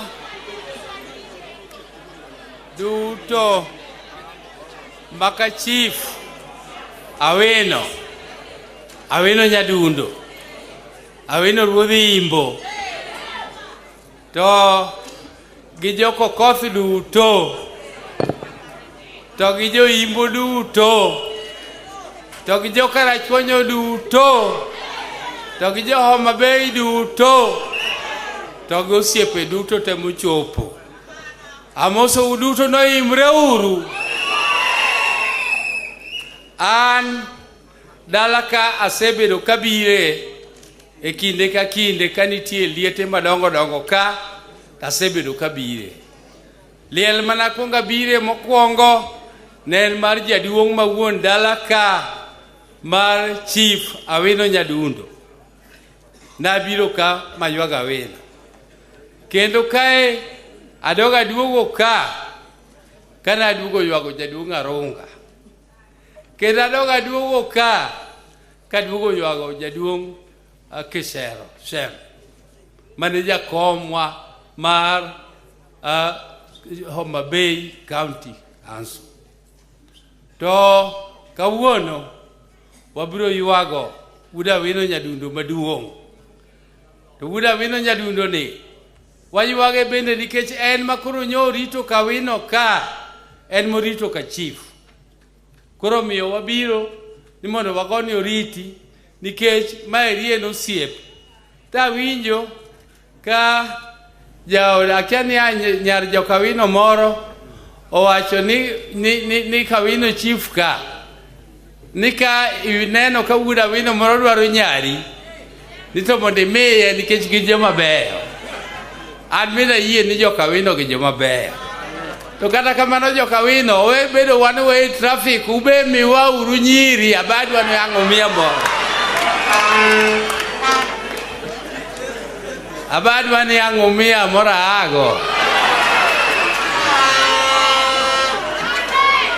Koro kawa biro to jaduong' mabro koni en mbaso wadwa Raila. Ndi girom gi Raila. Kich Raila nyuol Januari 7. To jaduong' mabro ywago ni en onyuole Januari 1. Koro Januari 1 gi Januari 7 pogruok me kindgi en juma achiel kende. En bas Raila koso ok en bas Raila. To uneno ka mege ne be pod ngima. Emomiyo joma wacho ni Raila ti kijana mothoni map kijana tin gicharo tin kuoma. Dongo tin kuoma. Emomiyo joma we ni Raila ni koro setini and expired. Raila is not expired. Raila is still strong. If Oburu, his brother, is this strong, then how about Raila, just a child who was born yesterday?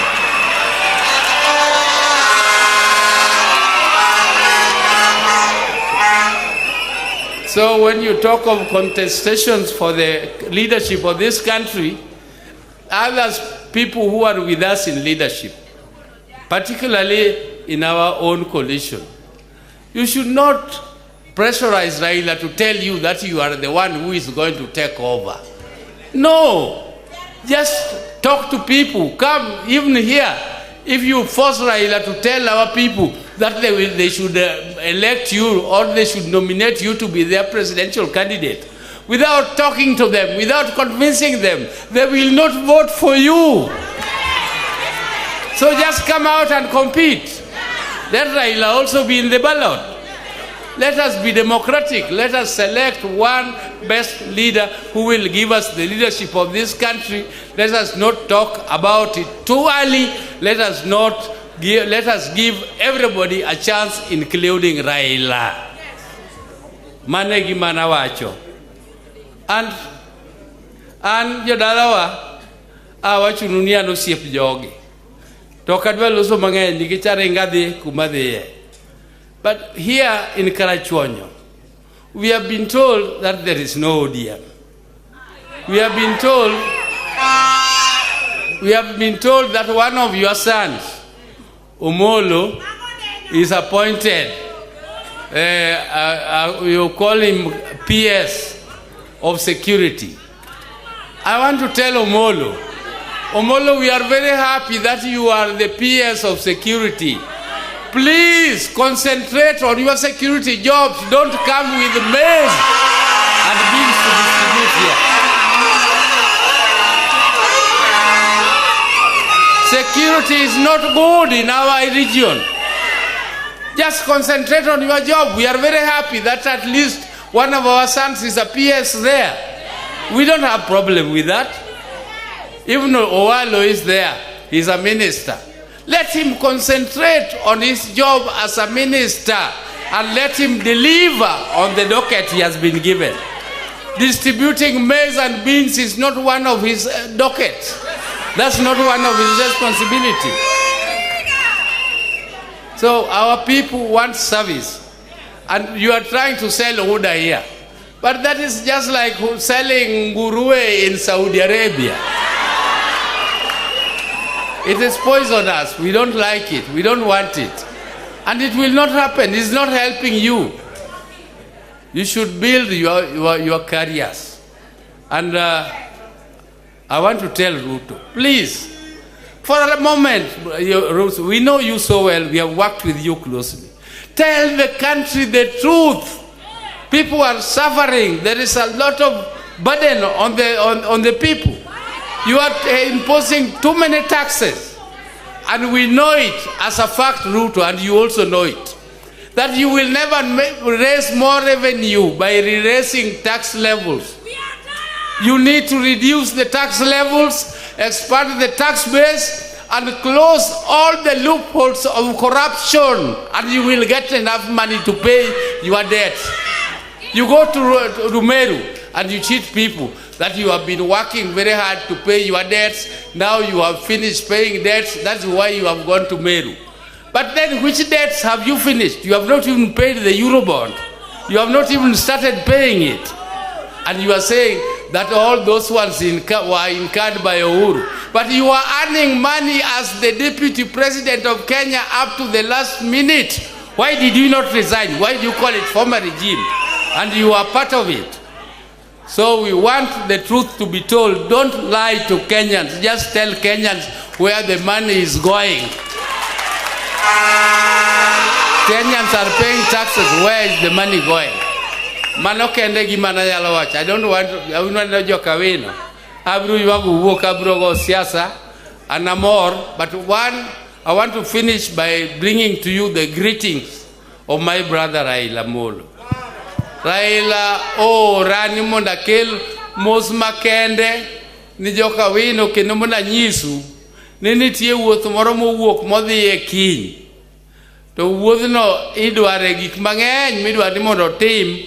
Koro chune ni nyaka odong Nairobi mondo oikre ni wuoth makiny odhi Jerman kiny. Emomiyo ok obiro, to kata kamano en kodu, to an koora ung'e ni kom mako gingo dinga. Maka Jaramogi mane osiepa Awino Nyadundo. An matinde koro abete gi sianda ariyo. Omiyo koora to romo. Oromo koso koromo. Aromo koso karomo. Erokamano urai. Erokamano uriyo Awino. Erokamano Senator. Ang'eni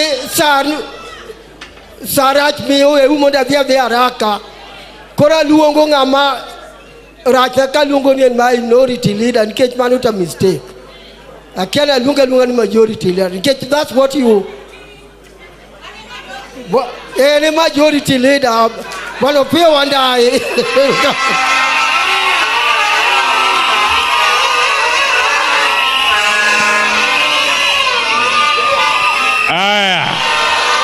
Aya. Mokwongo akelo kuyo na makende ne familia mar jaduong' George. En kuyo makende mokuo mabinafsi to kubende kuo jodala wa Masiaya. Jarimo ka okuyo mwa Siaya County. To kendo bende en kuyo mwa kuom wabunge te. Wabunge te. Mag Azimio to kod mag ODM bende. Nikech kakung'eyo ni owadgi George Martin miluongo ni Joshua has been the executive director, has been the finance director of our party, ODM, for a long time. A very dependable officer, a fine gentleman. Koro mane kuyo makelo. To kapo kadhi mbele Okelna kuyo kabende mwa kwa mbunge Masuba North. Mheshimiwa Mbili Odhiambo. Uka. To wan gi kuyo bende mwa kuom jakom mar party. Mheshimiwa John Mbadi. Mamu bunge ma Suba South. To Joshua Bosha Konyisa Governor no uwe kode. Governor ma Homabay ungeyo nyawa ngaya. Obende okelo kuyo mamare. Jadi moka okuyo mar governor. Aya. Kapo kadhi mbele kendo adwa recognize nuan kod vijende ka. Vijende mayando keto Ruto tesre ndara. Higa mokalo. Ilongo no Movement for the Defense of Democracy. Gin kaendi MDD. Motel ni kod Maka Jos Fafwaya. To kod Fidel Castro. I've got very little to say. Let me say this. That indeed we condole with you, the family of George, and indeed the greater Awino family, for this unfortunate loss, for this untimely demise of your brother and son. As we do so, I am very encouraged that the people of this family and the people of Karachuonyo in general have committed to remain steadfast. To remain steadfast in the ODM party. This gentleman was a member of ODM. George was a member of ODM just like his brothers and sisters and children. So as we send him off today, it is befitting that we also talk about our party and our movement. We are honored to have in our presence none other than the Secretary General of the party. He'll be coming forward to speak to you. Gimanyaka wachi.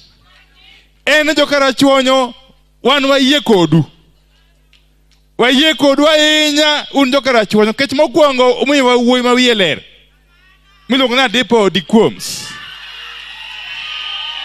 En kan. Okay. Adipo ni ebunge kucho. En wuoyi makiluongo to iye. Kendo yande wakete kamiti malich miluongo ni finance. Ogo to nyiso. Adipo go to nyiso. Kendo en wuoyi makidhigo lweny. To okwe iyeyo. Odhi kodi nyaka giko. Koro kwadwa jema chande ka. Jadi mosira Adipo. Correct. Thank you very much. To mana kaka Dr. Oburo wacho. One ye party mar ODM kawang'eyo. Ni mano endara maluwo kawadhi loso sirikal marwa. There is no single day you will take pride in a government that you have been simply invited to. No single day. A government to which you have been simply invited cannot qualify as your government. And therefore, as ODM, we must work strategically, and alongside our partners to ensure that we form the next government in 2027 or earlier. Nikechike ni yero inya otim samora mora. Kaka joga yumba ni. Ogidek di dala chon kapok yero chopo. Oknge kamano.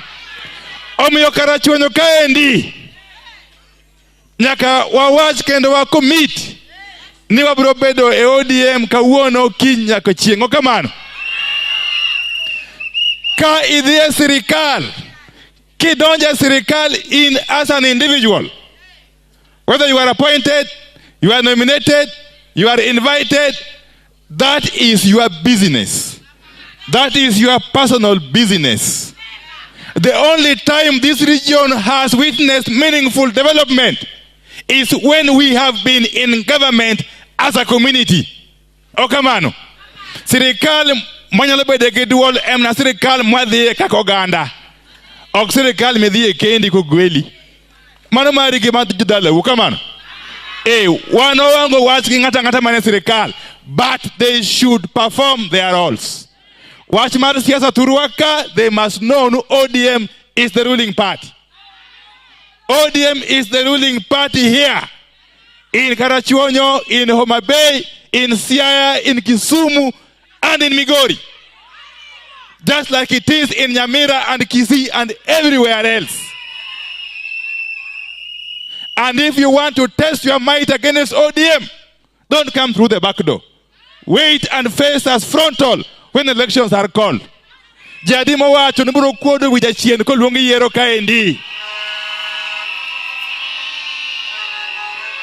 We have seen what our governor Nyarwangaya is doing here. Wonderful job. Odiso is doing a wonderful job here. But how would that work be if Ruto would release all the money to the counties? So you are sure Odiso would have done much better if all the monies that he marked for the counties are released on time to our counties. Which government? Let me ask you as I conclude. We have seen governments in this country, and each one of them, even the ones which were most dictatorial, like Jomo Kenyatta's and Moi's, there is something you can count that they did.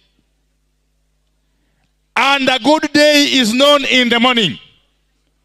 How can a government be in power for now close to 2 years, and there is no single thing you can point to? There is no single thing you can say that the Ruto administration has done. What kind of government can that be? One okwabiye. Finally, Awino nikiwacho nikidwa uso kambe mege surukari, including Sony. Be it privatization, be it leasing, be it commercialization, be it whatever, we are saying in one voice, one strong voice. Don't ever take our Sony to cartels. Don't take our Sony Sugar Company to cartels. We are saying in a strong voice, no. And any move to reform Sony Sugar Factory, to reform Zoya, to reform Miwani, and so on and so forth, must involve all stakeholders. And the key most stakeholders are the farmers. Oh, come on. Koratieko. Ni Homabay kaendi. Unugwa bunge mabaya yenya. Kendo karu kaendigo wabunge te manao yeri ODM. Apart from only one. Molokere sude. Suba South Kuchu. Wabunge tema no yergi ODM Homabay kaendi have remained firm behind Baba Raila Molo Odinga. Tokani tie mora mabro bam katambele. Saintu podo kwa ngeyo. Tada mondo unukao kiboko uchwad sawa. Wiyego. Ngata mobam mawayo baba to uchwad kiboko sianda nenya. Sai madigwezu. Ero kama na yenya. Yeuru mwana luong deputy governor Makisumu mondo bio mosu. As we send off our very wonderful son. Before the SG comes forward. Ero kaman. Ero kamana inya.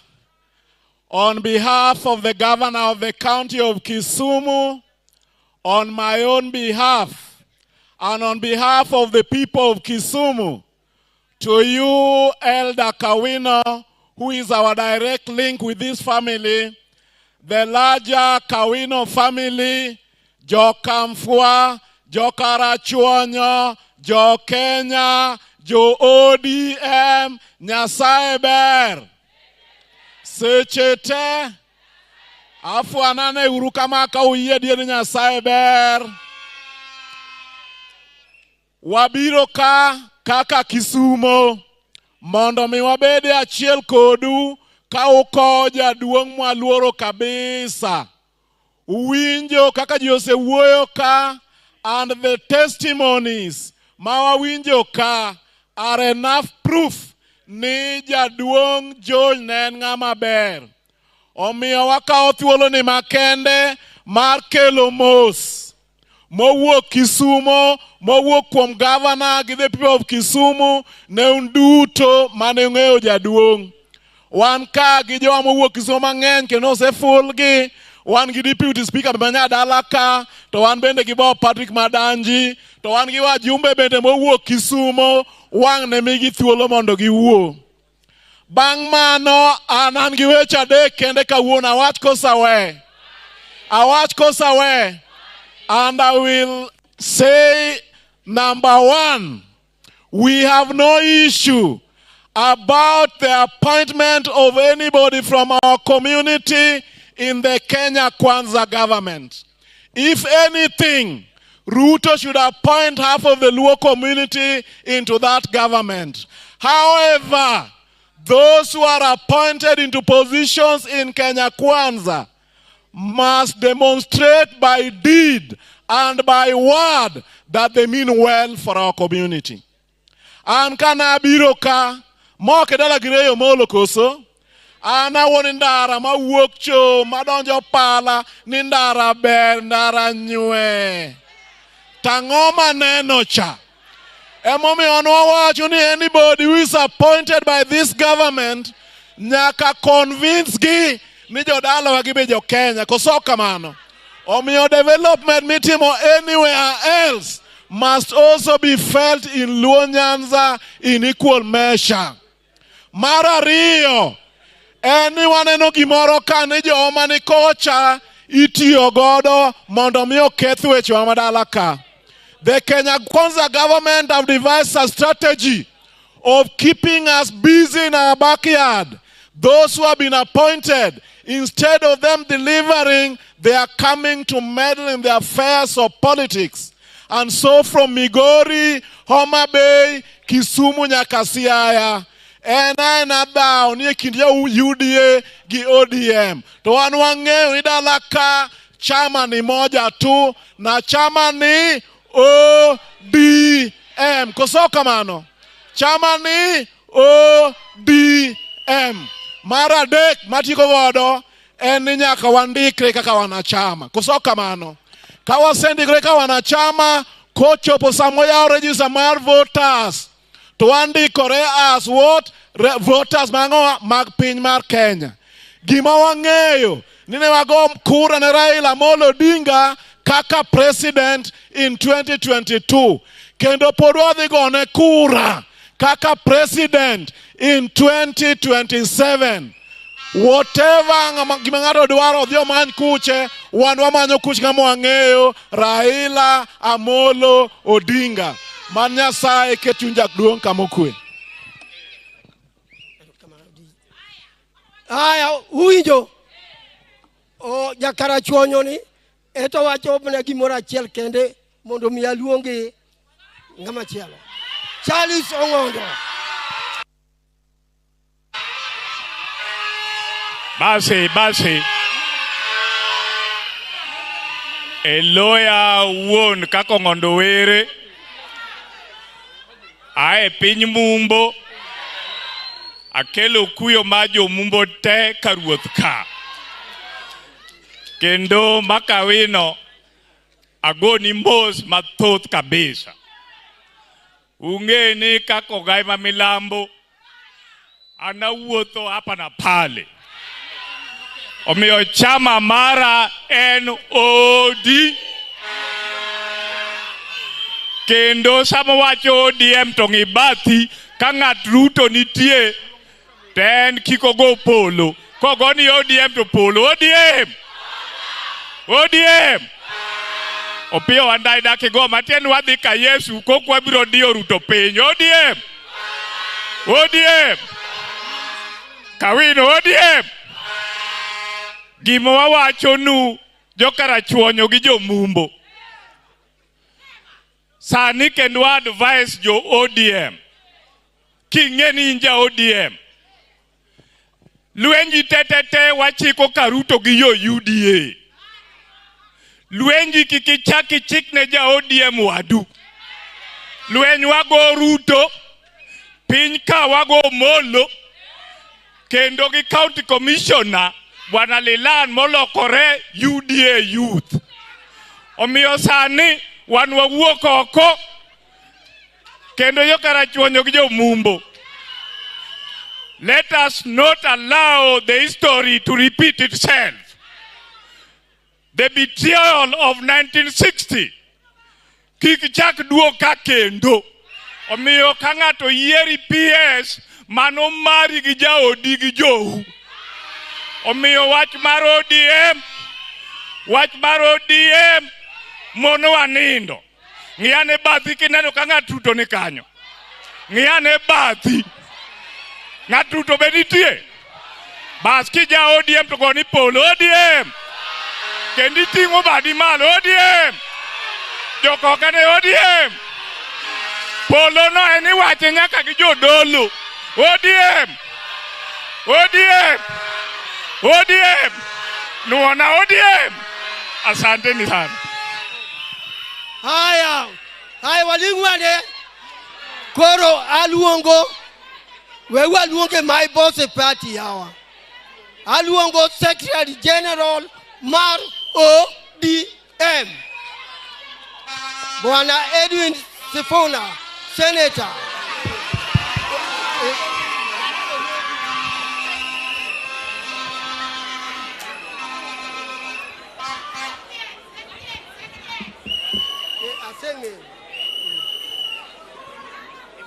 Asante sana. Nataka niwasalimu tena kwa jina la Yesu Kristo. Hamjambo tena. Yangu yatakuwa machache vile ambavyo nilikuwa nimewaambia hapo mbeleni. Mimi nafanya kazi kwa karibu sana na Bwana Joshua Kawino. Huyu Kawino vile mumeambiwa yeye ndiye anasimamia fedha za chama cha ODM. Na tangu hiki chama kianzishwe, we have been audited all of these years. And we are very proud of the work that Kawino does. ODM has never ever received an adverse audit question by the Office of the Auditor General. Mupigie huyu mwanaume makofi. Number 2, many people don't know, lakini kwa ODM kuna wale watu wanaitwa fathers of the party. Wenye chama, wale ambao wanaaminika na kila mtu kwamba hawawezi kukigura ama kukipotosha chama cha ODM. Na huyu mzee Kawino ni mmoja wao. He is an elder not only in the party but even in church. And Mr. Kawino, many people don't know. When some people ask me, Sifuna, where do you get these things you say on TV? Where do you get them from? Many people don't know that I have advisors, very close advisors, who tell me that on this one, this is the position you should take. And Bwana Kawino is one of them. Mimi nataka leo niseme Mzee Mheshimiwa Oburu Odinga amenifanyia kazi yangu ikakuwa rahisi sana. Kwa sababu kuna mambo amesema hapa, mimi nikisema huwa wanasema Sifuna ni kijana mtundu, kijana mdogo hana heshima kwa wazee. Leo wamepata mtu mzee kuwashinda awaambie ukweli. Kwa sababu Sifuna akisema Ruto apunguze uongo, wanasema huyo kijana hana heshima. Oburu amesema nini? Amesema Ruto apunguze ushuru, apunguze gharama ya maisha na apunguze uongo, si ndio? Amesema hajasema? Sasa huyo ni mzee kunishinda na ni mzee kushinda Ruto na anasema the same thing. Sinamaanisha hiyo ndio ukweli. Sasa mimi nataka nichukue fursa hii Bwana Kawino. Unajua kuna wale watu ambao unafanya kazi nao kwa kikaribu kwa headquarters ya chama. Tumetembea nao wengi sana hapa. If you know you are from the National Secretariat of ODM, just stand up please. Because of time, you can see members of parliament lining here. They want to leave. The entire National Secretariat of ODM is here, Bwana Kawino, led by our executive director himself, Mr. Oduoro Ngwen. And these are the people who work day by day with you, side by side. If time had allowed, I would have allowed 2 or 3 of them to speak. But I wanted to allow some members of parliament who are here. Senator Kajwang, please bear with me. You can see our colleagues are already taken up on stage here. Honorable Oluoch of Madare. If I don't do him this favor, when we go back to Nairobi, atanivuruga. So, Mheshimiwa, where is he? He has already gone. Okay. Then, without further ado then, I want to take this opportunity to say 2 things. Honorable Wandai, we are going back to Parliament tomorrow. I want you in the National Assembly to remain steadfast kwa sababu kuna kazi lazima tufanye. Na sisi kama wajumbe wa ODM tunajulikana kuwa wajumbe wa msimamo. Kitu cha kwanza, tuliwaambia wakati wa mjadala wa IEBC kwamba referee hawezi chaguliwa na upande moja. Tuliwaambia, hatukuwaambia. Sasa hawakusikia wakati ule, wakaenda na kiburi yao na kujipiga kifua ati ni wengi kwa bunge, wakakwama. Leo hii wakati ambapo walirudi baada ya wananchi kuwasukuma kwa barabara, wakasema tuketi pamoja, tukatuma Opiyo Wandayi huko, tukatuma Kalonzo Musyoka kule, wakatengeneza ripoti. Hiyo ripoti inasema huwezi katika mchezo wa kidemokrasia kuwa mchezaji na pia ukuwe referee pale. Wale waliona game ya jana usiku ya Cote d'Ivoire na Nigeria, ingekubalika kweli watu wa Cote d'Ivoire ndio wachague refa? Haingewezekana. So hata kwa hii IEBC tunataka kuambia Ruto, huwezi chagua refa peke yako. Na hii kitu ndio imebaki peke yake. Once we sort out the question of IEBC, mimi kama katibu wenu nimetembea na baba Kenya mzima. I have no doubt in my mind Ruto is going to be a one-term president. I can assure you. The people of Kenya are going to put a stop to this very terrible experiment they got themselves into in 2022. Na nawaambia na wahakikishia, kwa sababu kila Mkenya ameona kazi imeshinda hawa watu. Hata wao wenyewe wanakubali kazi imewashinda. Ukisikia kule Central Kenya wanasema sasa wanataka kubadilisha kikosi. Game haijafika minute 20, wanataka kupiga substitution mchezaji wao. Wanasema huu Gashagwa, wameelewa kwa nini baba anamuita Gashetha. Kwa sababu amekuwa mzigo kwao pia. Wanasema sasa wajaribu Ndindi Nyoro ama sijui walete Waiguru kwa sababu kitumbua kimeingia mchanga. Hawa jamaa sisi tunawaambia, for as long as we get the IEBC right, I can assure you hawa watu wanaenda nyumbani. Walete Ndindi, walete Waiguru ama walete nani, wanaenda wapi? Nyumbani. Kwa hivyo sisi tukirudi bunge, Mheshimiwa Opiyo, kule chini wewe sisitiza kwamba sisi tunataka hilo swala la IEBC litiliwe mkazo. Na kule kwa Senate, mimi pamoja na seneta wenu shupavu hapa ambaye ni chairman wangu wa PAC, Mheshimiwa Kajwang, tutahakikisha kwamba pia sisi na hiyo ripoti imetiliwa maanani, tuwe na referee ambaye anaweza kusimamia mpira pasi na kuwalau watu wafanye ukora hapa nyuma. Kwa hayo mengi, nataka nimkaribishe seneta wenu. Ama nani yako hapa?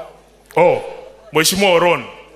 Wamesema Awino ameniambia ni hijack program, nikimbize hawa wabunge wamebaki kwa haraka ndio watu waende nyumbani. Kwa hivyo naomba hiyo microphone nyingine. Naomba hiyo mic nyingine. Asante. Mheshimiwa Oron, utaendelea kutoka hapa, alafu nimuite Senator Kajwang. Thank you. Erokamano akauturo ni makende monda kel kuyo na ne joko siep na Elda Awino. Akao tuolo ni makende monda kel kuyo mar jo Kisumu Central kaka mjumbe ma Kisumu Central. Ang'eyo ni sao sadhi kendo sadhi malach, to ambia lao ndege kaka jowa mamoko nikech buche makinyi okinyi.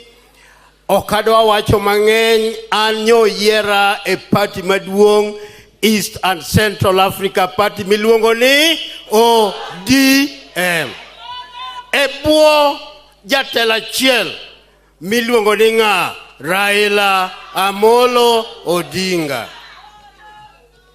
Youth leader osawacho ni Raila pod tin, otin koso ok otin. An wuod Nyagoro MP ma Kisumu ka Raila wacho ni left, to en ang'owa? Left. Ko wacho ni right, to en right. To mbele ka, jo party mbele ka, dhi bedo mapek. Dhi bedo mapek ni nitie jowa moko manyo mitije to gilokore jo siasa. Walao koso kwalao. Ata miyoge warning kaka MP ma Kisumu ni koyiedi ni ja ICT tibed ja ICT. Koyiedi ni ja siasa tibed ja siasa. Kibiro ja ICT dwago siasa, wabiro lawi Kisumu, lap Kisumu. Mani Nyasaye gwedhu. Asante sana. Senator wa Homabay.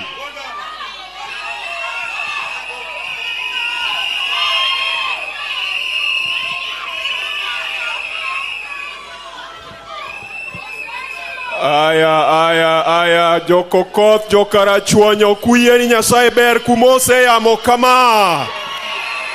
Nyasaye ber. To seche te adwari wora gi welo gi jotelo mobiro wendo wakawuono ka wako jaduong'. Ne wan ka chieng' Sabato kendo ne wabudho gi jodala. Ne wabudho gi mine Mama Elsie, Mama Elizabeth, Nyikamanga, ne wabudho gi profesa makore wuoyi maduong' e dala, ne wagomba ka gi jodala, kendo ne wasekweyo chunygi. Ayie gi jabura mowacho ni kodhi moa Kokoth en kodhi maber. Nikech kata mana nyakwamba mineno ni mama na koth Kokoth. Minwa mador ka Nyanyachieng'a, donge migogo Kokoth ka. Emo wuok ka, to dhi Waondo, to riwore Kajwang' Nyakwamba, to mane kodhi mogolo Tieno Kajwang' Nyakwamba bado mapambano. Mane kodhi mogolo TJ Kajwang', the Chief Justice of the People. Kendo mane kodhi mogola Musa wuod Ajwang' makoro Senator ma Homabay. Omiyo koth Kokoth en kodhi maber. Kik bed mana ni wadwa kawo nyiri to ni wacho ni joma chuo ni koro meti kagolo ji oko, tajiwo ni ukaw nyi Kokoth ka nikech en kodhi maber. Adwana kel apologies ma Governor Orengo. Ne joka Awino, Governor Orengo ne watudore godo, no nengo bed ka, to dich no make.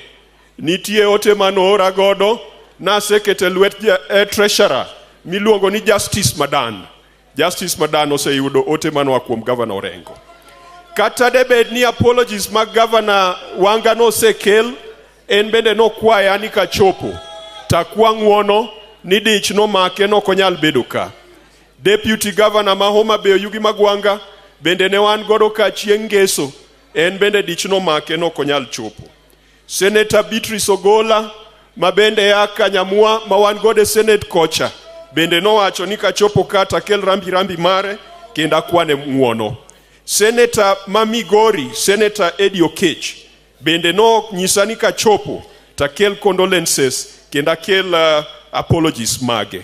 Nyiso ni senators makaluo wariwore waduto te. Jok malit na mana jo Kisumo gi. DG Owili, kikune ni un gi gape I Kisumo. Tij Senate ma Kisumo wabotiyo. Wan kata da bed mana ni an Senator ma Homabay, jo Kisumo ok bibedo kich kochopo e Senate kocha, nikech wabodino fuok gi wich kuot ma Professor Jiendo ketonwa e Senate kacha. Katieko, to na gombo ni monda riura gi Daktari Oburu. And allow me to say this in English. That it is completely out of order for leaders within our coalition to continually blackmail Raila Amolo Odinga and the ODM party. Everywhere Raila goes outside Luoland, you find people putting him in small corners and in small rooms that Raila should live for them. What we want our coalition partners to remember is that William Ruto is very beatable. In fact, if an election was held today, even with the IBC as dysfunctional as it is, Senator Sifuna, I am convinced if a snap election was called today, Raila Amolo Odinga will defeat William Ruto. Because Kenyans are tired. The only strategy that William Ruto is remaining with is to disorganize us within the coalition. And we must desist from this conversation of who is going to be the president and deputy president at this point in time. Our leaders have given us directions. Let us go and strengthen our parties. Let ODM be strong. Let Wiper be strong. So that at the last day, we ask, what are you bringing to the table? Wewe ODM Oduoro Ngwen, umeleta watu wangapi? Wewe Wiper Wambua, umeleta watu wangapi? Wewe Wajakoya, umeleta watu wangapi? Hapo kwa Wajakoya ndio naona shida kidogo, kwa sababu watu wa bangi wako wengi sana hii Kenya. Lakini isiwe tu watu wa bangi, iwe members wa chama. Let us strengthen our parties and let us desist from this conversation that Raila should live for other people. He still is our candidate, and we shall be with him unless our principles make a different decision. Finally, on IBC, I think that is the most urgent matter facing us as we go back to Parliament. We insist the court ruled from a legal perspective. The IBC is a political issue. And that is the reason why Raila Odinga said, despite the ruling of the court, this is not just a legal matter. This is a political matter. And the solution was provided by Kalonzo Musyoka and the team that was in NADOC. That is the most urgent thing, beside raising revenue that we want to send to counties. I want to urge my colleagues in the National Assembly that this time let us agree to send 450 billion to counties, so that our counties can have 10 billion each, so that even if we are marginalized by William Ruto, our counties have got resources. That is an urgent thing that is facing us as leaders today. Jothuru wadhum koso kadhu. Odonjo koso kodonjo. Eruru kamani. Asante sana Senator. Yes. Aya, tafadhali Mama Bensuda pia amesema anataka kuondoka. Tunakuja kwa wabunge wote. Wakati anakuja tulia kidogo. Mheshimiwa Kawino, we have the leadership of the ODM Youth League here. The president of the Youth League, Ketora, and his deputy Taiso are here. The president of the Disability League, he's there, Nixon Kakiri as well. Karibu Mheshimiwa. Oh. Kudala wauntie. Adwa ka uthuolo ni makende. Kaka min karachuonyo. Min kodidi. Iluongo ni dhako mongirore. Dhako manigo gich bade. Jodala wa jo karachuonyo jo mabeyo. Jo karachuonyo nogola Kanyada. Mokela ka. Mayudo yuora Kawino. Rita karachuonyo to rita Nairobi. Omiyo ka wachni notimore. To na wacho ni nyaka warit wele yo maber. Kendo welo mosebedo kabiro dala ka irito gi kwa utaratibu. Omiya nyuola mar jo Kawino te ongera gi pongezi nikech jaduong' my brother no chanore. Kata king'iye picha oneno with a lot of wisdom mane kaka chuo makara chuonyo odak. Jodala wa wabiro mondo waku kanyakla. Omiya timo mos makende ne jo Kawino. Wagogni otegno kendo chanore kendo yawuoyi be mani dala ka bo chanore mane chenno mapurwa pachoka. I want to switch on kidogo because we are resuming to National Assembly. With a lot of respect, I know that our party president is none other than His Excellency the Prime Minister Daktari Raila Amolo Odinga.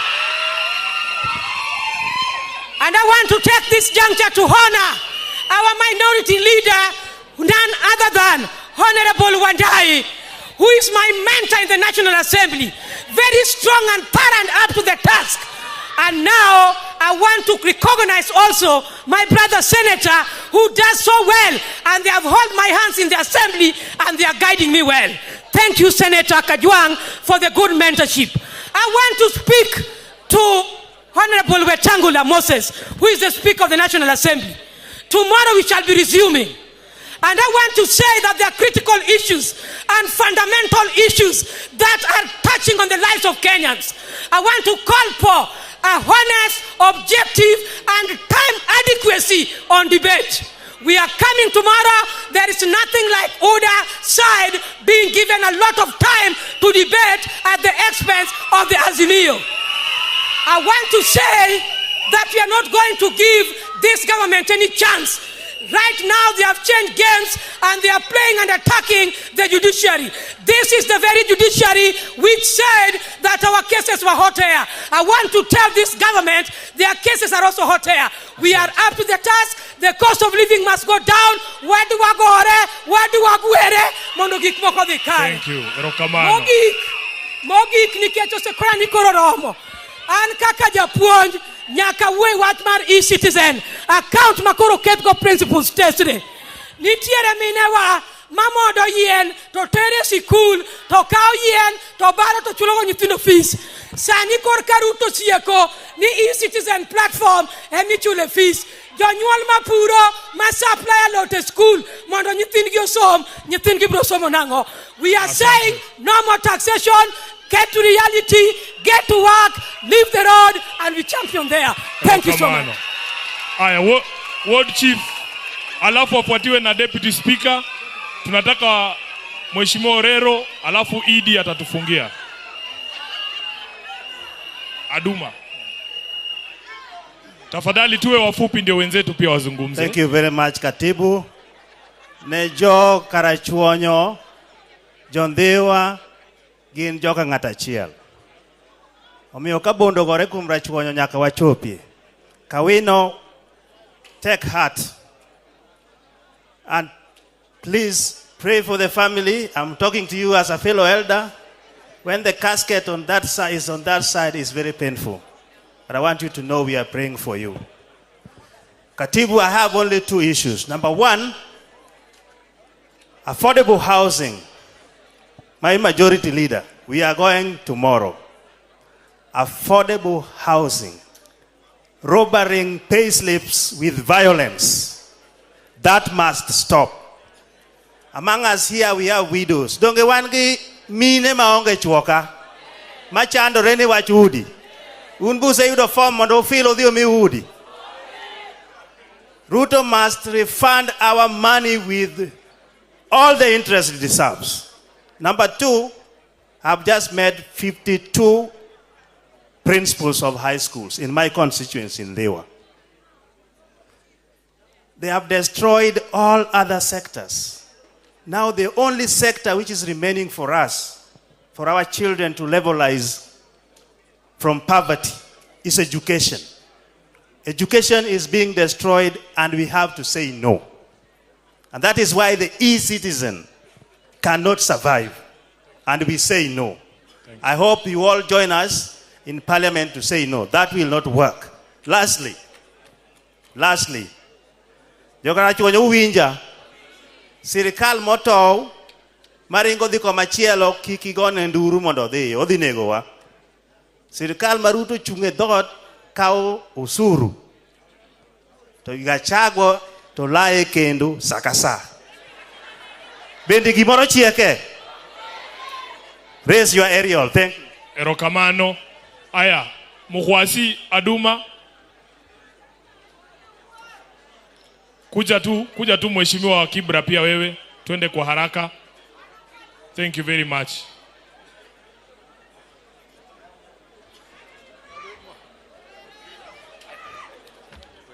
Asante Mheshimiwa Aduma, tuendelee tafadhali. Anya cyber sechete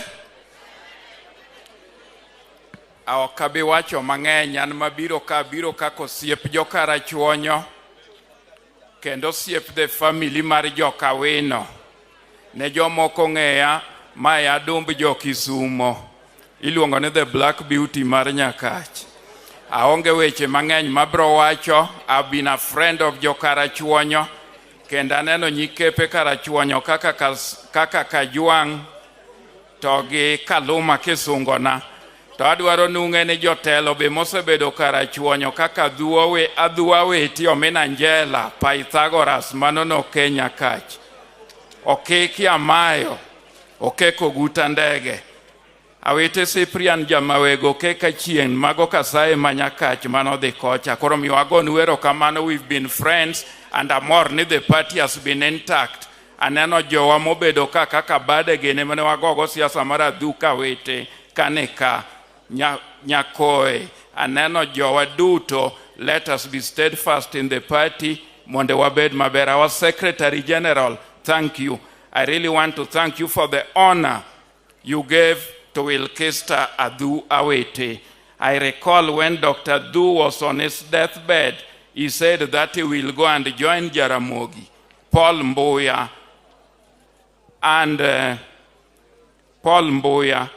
and Omer. But he said the struggle was to continue. Those were the last words of the late Dr. Adu Awete, who was very firm. Thank you very much. God bless the Awino family and God bless Karachuonyo. Thank you. Mheshimiwa Orero, MP Kibra. Kuonguting na manabadu kama magijo konyango rabala. Anabiro kaka migogo anbe anja konyango rabala jakabuoch. Mine kikuwinji marach. Nikechan ka ane bunge mokwongo kapoka uweyo. Ka ane bunge. To mubunge miluongo ni Adepo ni. An poka amose na Adepo. Amose ni chuor mon ma Karachuonyo. To sama awinjo kamono il kabisa to oduoka ni in be jakonyango ikonya. Ta winjo mamit ka be ni mon makarachonyo ka ni chamo lemo to lemo no kuodogi. To kuodogi to joma ber wuoke machalo jokajwangi. To buro dinga be okono no dwa med an be kumeda en mana ni elda ni kanya ka kwai thuolo ni keja SDA.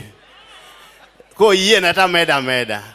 Kapok awuoyo akawo thuolo maduong' mondo akel rambi na kaka an to kaka mbunge ma Kibra. Dongu ng'e tij jo Kibra. Wan ok wawach mang'eny. Anyiso Opiyo Wandayi minority ni next week ni korumo to jogi pod tero wan to wan wadok mendara kapok inyisowa.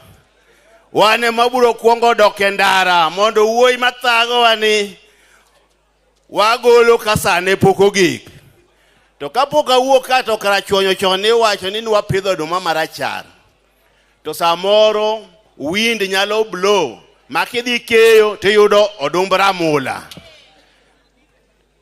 Ramula makarachuonyo kagi jo karachuonyo. Kikuchamo odumb ramula wawinjo weche matimore ka yawuotu moko gajowa. Kotamo utu luongo wa jokobira. Waduoko nwero kamano jokawino elda. Waduoko nwero kamano kuom chung gi chama mar party. Wan kocha ok walando wach mar ODM nikech jitejo ODM Kibira. Duoko nwero kamano Nyasaye obed kodu. Asante Deputy Speaker Mheshimiwa Kaluma mbunge wa Homabay. Alafu tutamsikiza kutoka kwa Executive Director wa ODM wanafanya kazi kwa kipamoja.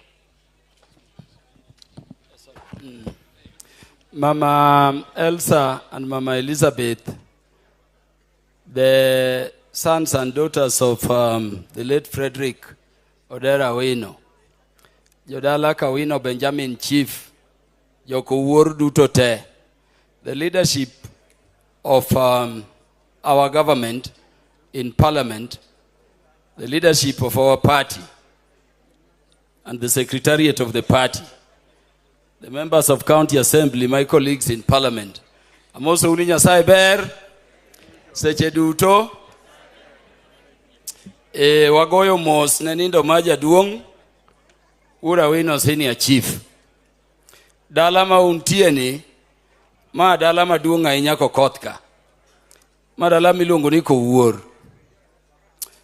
Omiyo ka itie Benjamin Awino. Ka bende nitie joka Runga, joka Kisero, joko Yier, joka Mitoko, gin joko Pangi gin deli madonga inyaka. Egiawi got kucho, giridore nyaka mwalo piny kucho gi joko Gola. Dala ni osebedo gi tabu mang'eny ahinya jotendwa wik mokaloni. Ma liel mar adek mwaiko. Omiyo ewi family ewi joko wuor gi remb joko wuor duto wago nwero kamano kuom riwruok kodwa mondo waik wuoi miluongo ni Odera Awino ni. Koro wan wa joko wuor story kata historia mar dalani gi Jaramogi to gi baba to gi chama duto mag Jaramogi to gi chama marwa mar ODM osenyisugo. Wan kaka joko wuor, wan kaka joko koth, wan kaka joka rachuonyo, wan kaka jo Homabay, wawacho ni gundwa duto te, wan joge baba Raila Amolo Odinga. To chama marwa biluongo ni mane kaka wan ka. We have taken a lot of time talking to the converted and congregants, faithfuls mag the party. Opiyo kaji biro ketha saa ketha kamina no uketho godundu kago.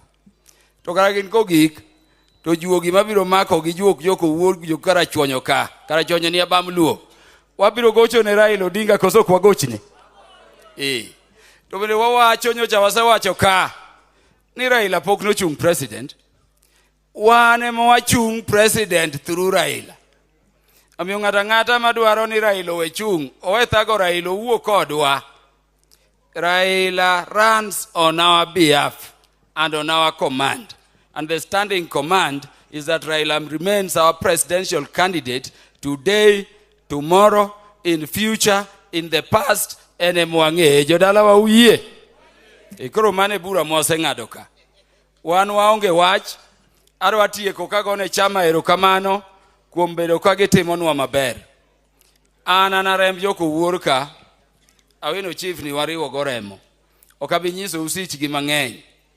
Badu winjo ka mine ka owacho ka, ni yawuot dala ka, kineno ka ng'iyo nyako to miya. Ko gima adwa kwayo, ni Kajwang' ni wacho ka, to in chiegi otami meto. TJ Kajwang' be chiegi otamo meto. An bende chiega otamo meto.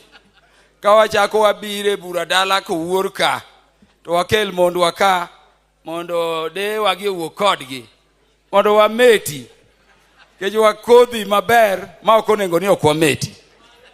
Katieko takoni jothurwa, an abede bunge kucho kamoro, ando kuomeni ema tiekgo. Abedo kaka assistant speaker kucho mang'eny, adago ne joero kamano, ne joka kwara joka rachuonyo bam luo, kuom yiero wuoyi ni. Adipo wawacho bunge kucho ni wuoyi maber ma Nyasaye malielo kende. En ok liele, Nyasaye maliele ang'o? Kende. And Secretary General Adipo serves in Finance Committee. Whenever I sit on the seat of the Speaker, is one member of Parliament whose contributions we always wait for. Atieko kagoero kamano ne Governor marwa mwaluoro Gladys Wanga, mabende ne waseng'ado bura kaka jo Homabay, ni ok wadwar ng'ama nyalo thago kendo. I'm saying that we've made a decision as the leadership of Homabay County, for our stability and prosperity, we don't want anybody interfering with Governor Gladys Wanga. Tong'eyo ne wawacho ni nyawang'aya wadhi gadhiya kamano. To bende wagone erokamano kuom chung' mano chung' gi jodala wa ka seche mana jaduong' onindo. Moses wuod Ajwang', kibiro ka kik iwach sichwa ahinya kuma tekowa ni oaye. Ero Moses bende tiyonwa maber, koso ok oti? Koro mos bende manitie en mar TJ Kajwang' mano onego bed ka. Because mago okepe dala ka, mago yawuot dala ka te. Ruto timo gik moko mana paro nonego dhi opime aneni to bende odhi maber ka. Wan watieko ni gimutim maduong' ni register uru kaka jochama. Kauru pande, ng'ani tiyo ga goko. To gino ng'ani nosewacho ni katutim nang'o to kipande odhi res mabed 1000. Osama koto chunge ni wadwaro ni dhi ukaw kipande matek. Ng'amose kaw kipande bendo ng'eni kura ichiwo kata sani. Ombulu kidhi e gine station mari. Kauru ombulu mondo kagik to jateli somo, usesomo baba, ung'eyo kako paro, kakata lang, kolengo gi thomorni, waduto wane bang' wuodwa Raila Molo Odinga. Nyasaye magwedho ji ogwedho. Thank you very much, Secretary. Wa mwisho Mheshimiwa Adipo utaniruhusu nimuite Executive Director wa chama alafu nikurudishie. Asante sana Bwana Oduro Ngwen, on behalf of the Secretariat who works with Kawino every day, just one word. I can see people are tired. Thank you.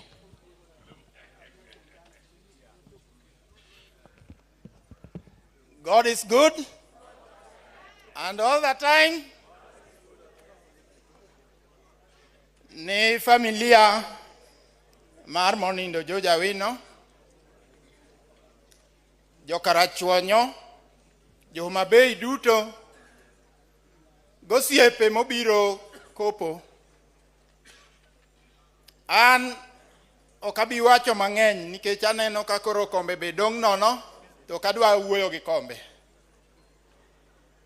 Adwaro mani joga mawuotho go gi biuru ka mondo neu maber. Let me change into a language that all my people can understand. The entire team from the Secretariat, including Capitol Hill, I can see a number of them are not here anymore.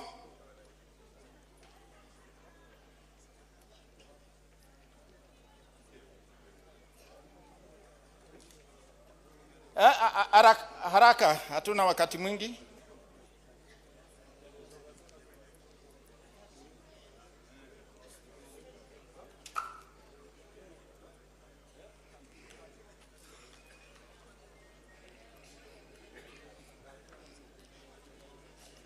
Yeah, this team, most of them don't understand the French which was being said here. But this is the team from Chungwa House who work with Kawino. And today, if you go to Chungwa House, it's a ghost town because of the love they have for Elder Kawino. And I want to just say two things, and I sit down. One, we didn't know Mzee George, but I knew he was a leader of our party, having served as a locational chairman. So whether we were working with Kawino or not, we would have come here because one of us has left us. But now with Elder Kawino, and as other people have said, you see the character, you see the signs, you see the example of a person in the person next to them.